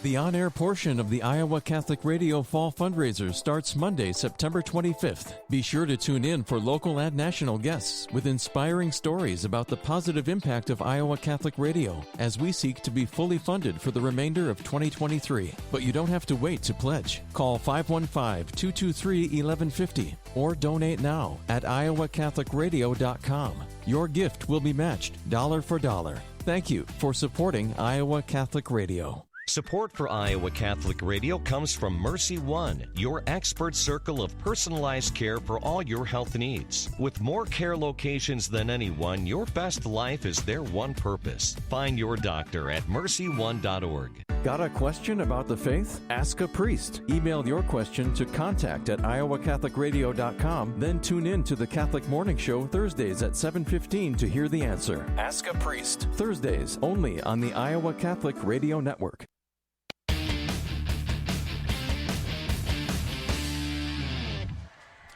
And we're back here at Valley Stadium as the Hawks now with back-to-back touchdowns have cut the Dowling lead to 28-14. Devin Akers on an 80-yard touchdown reception and a 16-yard touchdown reception from Anderson. A little pooch kick, and it's fielded by Dowling, and that is Curtis Horace with it at about the 33-yard line, and Dowling will take over on offense. And the Hawks now with 2 timeouts, Dowling with 3, but more importantly, the Dowling offense on the field now, Matt. Yeah, the momentum has shifted, and it is imperative that the offense here gets some first down, chews up some clock, and keeps the ball out of this hot Ankeny offense's hands. I was getting a little nervous in that kickoff there that Horace was not going to take that ball in. It looked like he was just going to try to tap it, or do something, but he did take it in, and now it's up to this offensive line to get something done. So Dowling will have a first down at their own 33-yard line. Rashad Davis, and now he's loose in the secondary. There's one man to beat, and finally shoestring tackle right at the 43-yard line. He gained 10 yards, and he did it by going left, and then he zigzagged to the right and couldn't beat the safety. That wasn't so much on the offensive line as that was just on Rashad Davis's speed and ability to cut. I believe that was Sam Sandvig on the tackle, and he just saved a touchdown right there. So 1st and 10, Dowling from their own 43-yard line. Maroons will let the play clock wind down. 5:15 left on the game clock here in the fourth quarter. Maroons lead it 28-14. Dowling defense this year has given up 3 passing touchdowns to Cedar Rapids Kennedy. They shut out Valley last week and have given up 2 passing touchdowns tonight against Ankeny here late in the fourth quarter. Hand off Rashad Davis. Up the gut he goes, and he just had the safety to beat again. First down Dowling at the 47 of Ankeny. 10 yards a pop and right up the gut. They're bringing pressure off the edge, but they're able to get to the crease up the middle before he can get to it. And Dylan Doherty on the stop there for the Ankeny Hawks. Back-to-back 10-yard runs for Rashad Davis. And now the Maroons will let the play clock wind down. It's at 20 right now, so there's going to be a little bit of time before the snap. We want to thank Klein Electric, Catholic United Financial, and Skeffner's Formal Wear for supporting Iowa Catholic Radio's broadcast. Our 47th year of broadcasting Dowling Catholic High School football here in Central Iowa. 1st and 10 Maroons. Handoff again. Rashad Davis inside the 45 and brought down right around the 43-yard line to pick up a 4 to bring up 2nd down and 6. How many passes has Dowling attempted in this half, Mark? 0. That's what I thought. So our halftime stats stay the same in the passing department. Coach Wilson has went right to the ground game. When's the last time Dowling has thrown 0 passes in a half? It's been a long time. Now, you asked me that question. You asked me that when's the last time Dowling shut out Valley, and I researched it all week. Did, yeah. And I did. Yeah, I'll get back to you on next week. All right? Okay. 2nd and 6 for the Maroons at the Ankeny 43. Hawks showing blitz. Here's a snap. High snap. Cataldo has it. Oh, there it is. And there's the first pass of the fourth quarter, and it's caught right at the 38-yard line. Gain of 5 for Dowling. And right at the marker, and looks like it's going to be a yard short yet. That was Brown on the catch. Yeah. And nice catch by Hank Brown, and just a yard short. Good throw by Cataldo as they give a little breather here to Rashad Davis. And they come out now on a 3rd and short. So 3rd down and 1, just a yard shy at the Ankeny Hawk 38. Long count. Play clock at 5. Cataldo with the snap. High snap once again. Handoff for Rashad Davis right up the gut. 1st down. And he's finally swung forward by the Ankeny defender to the 29 of Ankeny and a pickup of 9. Yeah, and that, again, just an explosive push by that offensive line. And they sit down there and just pound that ball, moving the pile forward. Here you see now Ian Milton comes across, and again, if you look at this, what happens in the formation is now as they come up to the line of scrimmage, Ian Milton is that flanker back on this left side, and that makes the Ankeny front over just to that side, and then they bring him back across to the weak side to get the trap block. All right, Dowling taking their time. Here's the handoff for Rashad Davis. Right up the gut he goes, inside the 25. Moves forward, and good news, I was looking in on that play, and Max Shelton back in at, or Carter Smith remains at center, number 52. So we haven't seen, that's why the high snap. I was wondering if Max got back in there, but it's Carter Shelton. It is Carter Smith at Carter center. Smith, and I think they were working on Shelton's ankle there, so I believe he's on crutches. They're going to have him down from that. You know, at that point it was 28-7. They're going to rest him. Clock is running down right now to 144, 143, up 28-14. All right, Maroons will split out 2 receivers to the right. Tight end is on the left. Dante Cataldo remains the quarterback. He has Rashad Davis in the backfield. Middleton lines up as a fullback behind the right tackle, and penalty flags down with 1:32 to go. That'll stop the clock. Procedure against Dowling Catholic. And again, this is just what the defense wanted, you know, as far as the Dowling defense getting some breather. But when you're able to run the ball like this, you can chew up so much clock. And again, only 1 pass in the second half here for the Maroons. Now a 2nd and 10, 1:22 to go, and the clock running. Well, Rockers Fralak, the left tackle and left guard for Dowling, along with Nate Agos and Isaiah Seymour, the right guard and tackle, and Carter Smith now at center due to the injury to Max Shelton. Hurt his ankle in baseball this year. Handoff. Oh, Rashad Davis explodes through a hole, carries tacklers inside the 20, down to the 19-yard line. That's a 10-yard gain and a Dowling 1st down. Rashad Davis. That is how you run the football right there. And, you know, I think we talked about this a little bit last week, how he always finishes going forward. That's the talent behind this young man, is that his feet are always moving, and he always finishes forward. And you can see him here, how he just keeps things chopping and churning and grinds out a 1st down. And that effectively will end the ball game as 40 seconds remaining. Now Rashad with 2 touchdowns tonight. He had 6 coming in, so he has 8 rushing touchdowns plus the kickoff return. So 9 touchdowns in the season. It's 1st and 10 Dowling. They give it to Rashad again. Finds a hole. Bounces outside, near side, inside the 10-5. Dives for the end zone. Pylon down. Touchdown. Touchdown, Rashad Davis. Someone forgot to tell Rashad that we're just going to run the clock out. He'll be reminded when he gets to the sideline. In the meantime, he's going to celebrate on the sideline. Touchdown, the Maroons. 19 yards out, and Rashad. He saw that crease to the outside, and he hit it, boom, and he is gone. 20 seconds remaining in the contest. Davis with his 3rd touchdown of the night and his 9th of the year rushing. And he has a kickoff return of 92 yards for a touchdown against Cedar Rapids Kennedy. Schumacher in for the extra point. Jack Jepson to hold it. And the kick is up, and it is good. So it is 35-14 rather. Dowling with the lead over Ankeny. Timeout on the field. We'll take it with them.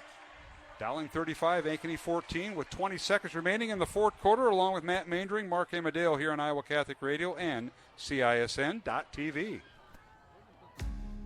Support for Iowa Catholic Radio comes from businesses and organizations who share in the mission of connecting listeners to Christ while connecting you to their products and services they provide. To learn more and support the businesses and organizations who support the Iowa Catholic Radio Network, visit iowacatholicradio.com to view our business sponsors. If you would like more information on how your business or organization can become a business sponsor, contact Deacon Marr 515-223-1150, 515-223-1150.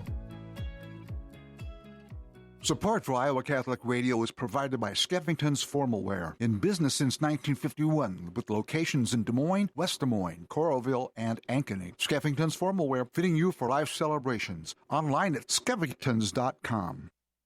Iowa Catholic Radio, connecting listeners to Christ every day with people like you. Hi, this is Deacon Jim Clack from St. Agnes Parish in Walker, Minnesota. Thanks for listening to Iowa Catholic Radio.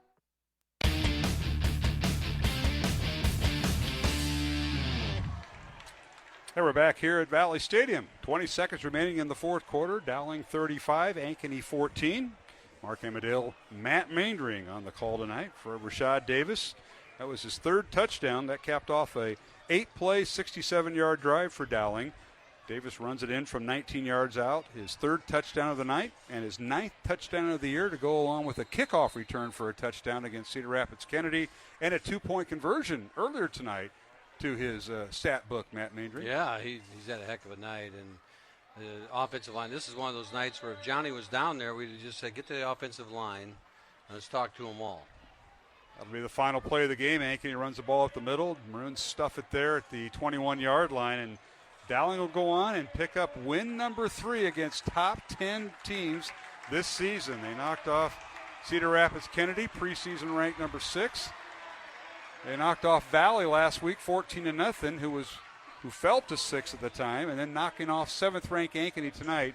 Final score 35-14, Matt. Nice night for the Maroons. And Ankeny showed, the one thing about this Ankeny team, they don't quit. And they came back in the second half and battled back, made the game somewhat interesting as they kept going through in the second half. But, the Dowling offensive line wins the night.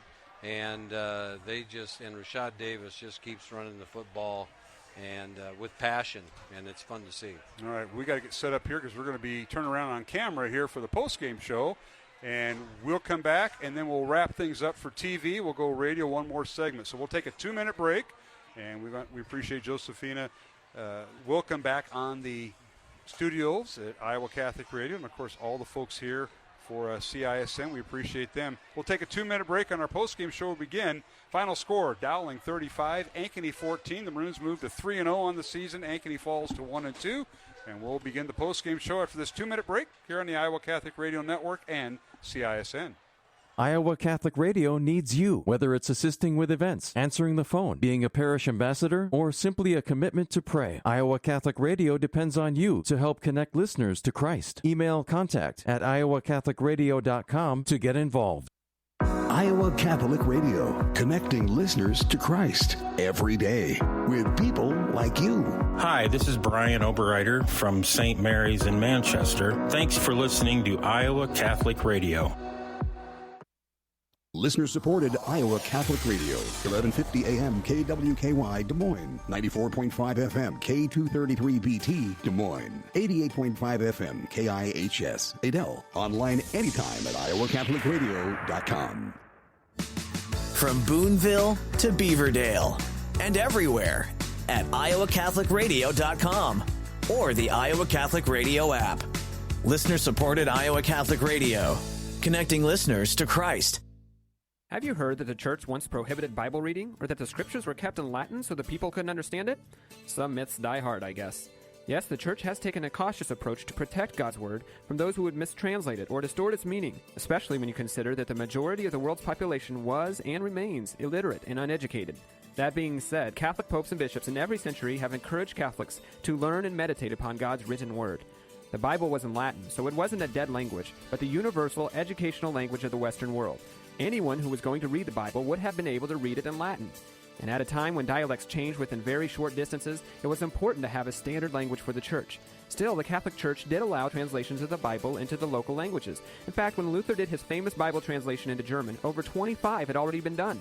The Catholic society of the Middle Ages was one deeply steeped in the Scriptures, as Henry Graham's great book, Where We Got the Bible, explains. Consider this, their greatest works of architecture were neither skyscrapers nor sports stadiums, but cathedrals built to the glory of God.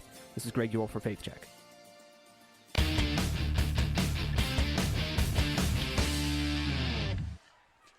And welcome back to Valley Stadium, West Des Moines. Mark Amadale joined by Matt Mandring here on the post-game show, Dowling with the win tonight. And it was a kind of a quiet but exciting win for Dowling Catholic as they defeat Ankeny 35-14. Rashad Davis, 3 touchdowns, a 2-point conversion run. And what a game that young man had. But you got to give credit to the offensive line for the Maroons. They had their way with the Ankeny defensive line most of the game. They did, and you know, they were able to sit there and wall things off. Ian Middleton, I thought, did a really good job tonight. He stands out in my mind as someone who really got some key blocks from that flanker position or that stack, you know, whatever you want to call it, and fullback position, wherever they put him, you know. But he was getting big blocks and creating seams for Rashad Davis. It's just fun to watch that offensive line do their thing. Dowling going to 3-0, ranked second on the Associated Press poll this week. Ankeny falls to 1-2. They were ranked 7th going into tonight's game here on Iowa Catholic Radio and CISN. Joined by in the post-game show. And, Matt, you got to look at some of the numbers, and I'll let you take Coach Seifried's iPad and try to figure this out. Right. New program. Total yards tonight for the Maroons, 496 yards, 163 of those in the air. Only one pass in the second half, right? Right. And then 341 yards rushing compared to 270 total yards for Ankeny, 135 passing and 135 on the ground. So 29 first downs for the Maroons and 15 for the Hawks. Only the one turnover and by Dowling, and then the penalty in yards and so forth. But for the Maroons, then, you got Rashad Davis, 36 rushes for 242 yards and the 3 touchdowns. And Zach Smith tonight, he came in and ran the ball pretty well a few times, 8 rushes for 59 yards. And then Dante Cataldo, 8 runs for 45 yards. Ankeny rushing Daniel Laramie, 20 rushes for 70 yards. And then I believe this is Hankus, 11 rushes for 54 yards for the Hawks. And then on the passing side, Dante Cataldo, 6 of 13 for 155 yards and a touchdown. Luke Anderson for Ankeny, 9 of 21 for 135 yards and 2 touchdowns in the second half as Ankeny started to come back. Curtis Horace gets 3 catches for 109 yards and the 1 touchdown.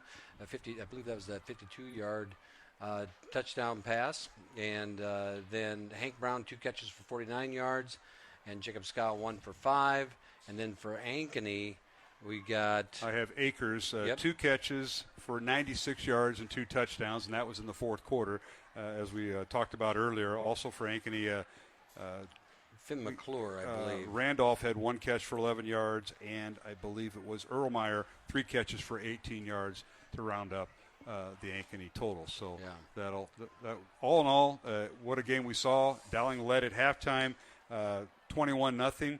They got out to a 28-7 lead after Akers' first touchdown from 80 yards out, then Akers again for Ankeny from 16 yards out, and then Dowling closes it out with Rashad Davis's 19-yard run for the touchdown. And you think about one of the bigger plays in the game is that goal line stand by the Maroons. Ankeny drives down the field and uses most of the clock in the third quarter, and they get down to the 1-yard line, and Dowling stops them. Dowling Catholic stops them at the goal line, and in return, then Dowling goes down the field, takes the rest of the quarter, a little bit of the fourth, to get that first score of the second half. Well, up next is we're going to close out our CISN part of the broadcast. We'll come back with final thoughts on the radio side. But up next for Ankeny, as they host number 9 Johnston, who was defeating Valley earlier with the last score we had. So it'll be Johnston at Ankeny next week. I'm sure that'll be on CISN, and they'll be up there for that 7 o'clock kickoff. For Dowling Catholic, they host Waukee Northwest right here at Valley Stadium next Friday night. The Maroons defeated Waukee Northwest both times last year during the regular season and the playoffs, so there's a rematch there. Hopefully John Chido will join us next Friday night. We will also be on CISN for that. So we want to thank our CISN audience and all the crew here. They do a great job as always. Sean Ingracia along with Rachel Hawley and, of course, A.J. Laporte on the cameras. and Jennifer Phelps running the scoreboard, and their mentor, Mr. Pete Tarpey, doing a great job producing all this. So we'll sign off from CISN. Final score is Dowling defeats Ankeny 35-14 here at Valley Stadium. On the radio side, we'll return with more on Iowa Catholic Radio. Mark Amadale, Matt Mandering, back after this 1-minute break on Iowa Catholic Radio, and we'll say goodnight for CISN. Did you know you have a choice in your child's education? Smaller class sizes, dedicated teachers, a sense of community, and a caring learning environment. Whether it's in the classroom or at home, Diocese of Des Moines Catholic Schools deliver the best value in education, and we offer tuition assistance to help you afford it. Learn more about how the Catholic schools in the Des Moines Diocese might be the right choice for your child. Visit dmdiocese.org/schools. Support for Iowa Catholic Radio is provided by CTO. Your support has helped thousands of students attend our Catholic schools. CTOiowa.org. At CTO, the bottom line, it's for the kids and their future. Thank you for your support of Iowa Catholic Radio. Did you know when you support Iowa Catholic Radio, you can make your donation go farther by asking your employer about matching gifts? Ask your employer about matching gifts, and thank you for supporting Iowa Catholic Radio.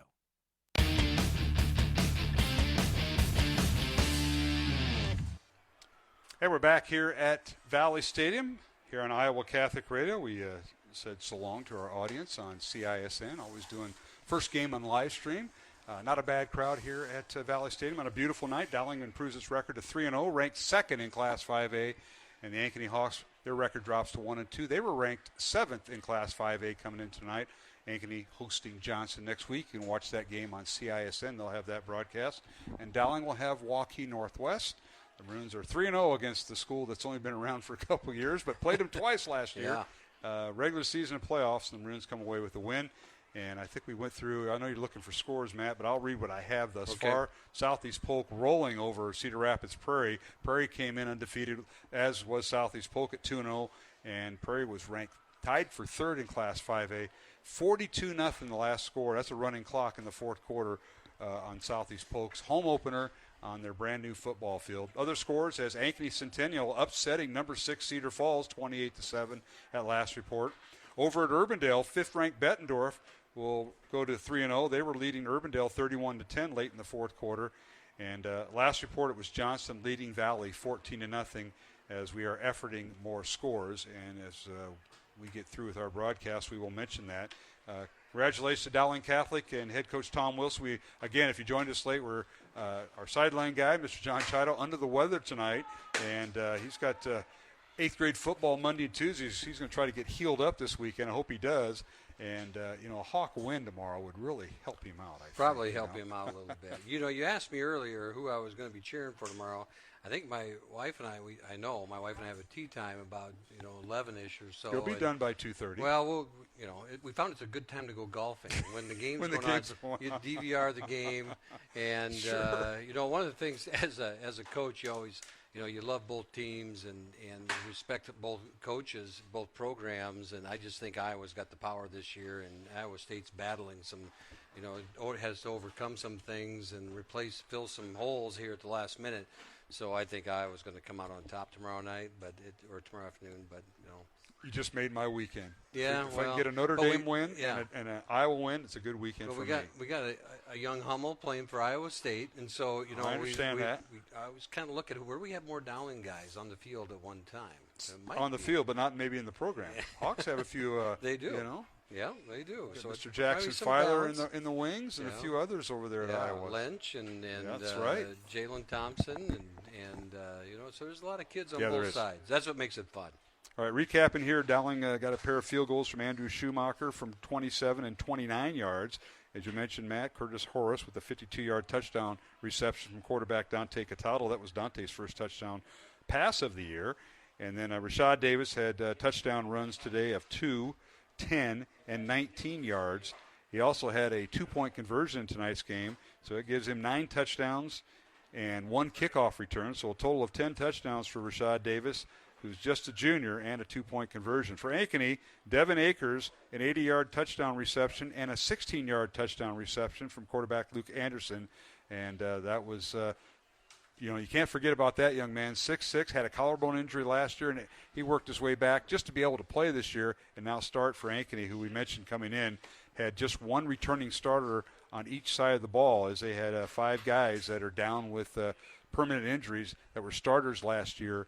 And first-year head coach Jeff Bauer just trying to, and he's going to have a lot of kids come back, but he wants to get healthy early. And now he's 1-2 and playing a very tough Johnson team at home next Friday night. But best of luck to the Hawks, and hopefully those guys that are injured will heal up and be back next year if they have eligibility left. I think 3 out of the 4 that come back or that are injured this year, 1 comes back. And I'm going to jump ahead to volleyball if you don't mind here, Mark. On Tuesday night, the Maroons are hosting Waukee in what the coaching program at Mary Beth Wiskus has a big push for this is Dowling Catholic Digging for Gold Night, and her mom had battled cancer and everything else, and so there's a lot of people involved in their program that they're doing this for, and it's a cancer fundraising night. There's some information out there if you find it on the whatever media outlet you're looking for, but it's going to be a big night in there. Mary Beth is always, she's looking for team building things and really brings kids together in about her club, and she puts her kids well ahead of the program. And so Tuesday night's going to be a big night in Dowling Gym, Cancer Awareness Night, and make sure if you get the opportunity to get out there and do that. And of course they sold T-shirts, pre-sold T-shirts for that event. So unfortunately you can't buy any, but I kind of know the guy that made them. He sells popcorn. It's not bad during the winter when we're inside, but he might have 1 or 2. I got to reach out to him. But yeah, they have T-shirts that are pre-sold for that, raising money for cancer and a great cause. And as a part of this, the team, they gathered and they made snack bags for the pediatric oncology families at Blank Children's Hospital. So, always looking for that community service opportunity is what part of being a Maroon is. Certainly is. Well, Matt, it's been fun tonight. We didn't have our extra guy on the sideline. I mean, otherwise we'd be interviewing some players. Yeah. Might have had the mosh pit tonight with that offensive line, because we may have to retrack next week and get that to happen. But it's been a fun week. I know this week you mentioned the volleyball game on Tuesday night at home, and that's usually a 7:30 start. So might try to do that. I know I have a funeral to go to on Monday, so if I'm not wiped out, I got to go to Fort Madison for a guy who passed away, and let's see about Tuesday night. But you may have to talk me off the ledge, but I might come in and watch that. Yeah, they're a fun group to watch and very talented, and just a lot of great kids out there playing hearts. And as always this time of year, everything's rolling. We got Ron Gray with the golf team out there doing their thing, and the swim dive team with Coach Uri is out there in the middle of their season, and as is the cross-country team. That's right. And you can't forget about them. As the boys are pushing for another state title, and the girls always are competitive and right there at the top of the conference. Yep. Cross-country teams yesterday ran at Marshalltown, packed place. They had to take back roads to get in. I had a Is it like Fort Dodge? You had to go out there and park on the gravel about a half mile away? Fort Dodge was run excellent. These guys started charging for parking, and it backed everything up to Highway 30. And that's not a good thing. So I went around this little softball town called East Marshall. Through that and came through gravel roads and had to go to the car wash later. But I got a lot of gravel on me, but made it in. But it was backed up, and Dowling girls and boys ran. Tim I's doing a great job leading both programs, and the boys finished second, and the girls I think had I believe they had a top 10 finish. I'm not sure where, but hats off to them. And of course volleyball, Mary Beth Wiskus on the road tomorrow morning early, 6:30. They're at the Iowa City West tournament, and they're going to play 3 matches there. And Coach Uri and the swim team are headed to Cedar Rapids tomorrow. I do remember that. So best of luck to them. Matt, thanks for sitting in tonight. Hope it's a good week at Dowling, and it's always a good week at Dowling. I hope you see Dr. Ryan. We had a nice conversation the other night. Okay. I'm not going to bring it up here, but I think he mentioned something about I'll bet he did. You. Should give a shout out to the band tonight. It was their first performance tonight. And then next week is band recognition and teacher recognition, if I'm not mistaken. Right. Next week, Dowling will host Waukee Northwest right here at Valley Stadium, and the band will be featured, right? Yeah. All right, good job out of them. All right, that'll wrap up our broadcast. Matt, thank you. And for everybody involved with our broadcast tonight, our thanks to the folks at Ankeny, Jeff Bauer, the head football coach and athletic director, Adam McDonald, Tom Day, Mike Baker back at the Ankeny athletic department area, Lisa Meeker. They do a great job helping us prepare for tonight's game. And, of course, from Dowling, Colleen Webb, Jared Herring, and, of course, Tom Wilson doing all they can to help us with our broadcast. That'll wrap it up. Next week, it's Dowling taking on Waukee Northwest. We'll be on the air at 6:30 with our pregame. Kickoff at 7 o'clock. We'll be simulcasting with CISN once again, so join us for that. Our thanks also to Andy Jepson, our halftime guest, the CFL, the Catholic Football League president, and appreciate his time and his efforts of making Catholic football what it is, a very important part of the Dowling football program. For my broadcast partners, Matt Maindring, John Chido, you take care. We'll see you on Monday, and get over that, whatever you have, get over that as quickly as possible. And, of course, our studio producer tonight, Josephina Wilcom, did a great job, young lady, and thanks to your dad, Matt, and all the things he does for Iowa Catholic Radio. This is Mark Amadale saying goodnight and so long. Final score for the final time. Dowling Catholic improves its record to 3-0 with a 35-14 win over Ankeny. The Hawks fall to 1-2 on the season. And we'll join you next week here from Valley Stadium. Until then, have a safe and blessed, faith-filled weekend. Coverage of Dowling Catholic sports is underwritten by Ashworth Vision Clinic, Construction Professionals, Dental Associates, Klein Electric, Catholic United Financial, Mercy One, the Catholic Tuition Organization, Skeffington's Formal Wear, and Bozen the Florist. Please support the businesses that underwrite Iowa Catholic Radio. The preceding has been a Dowling Catholic Sports presentation on Iowa Catholic Radio.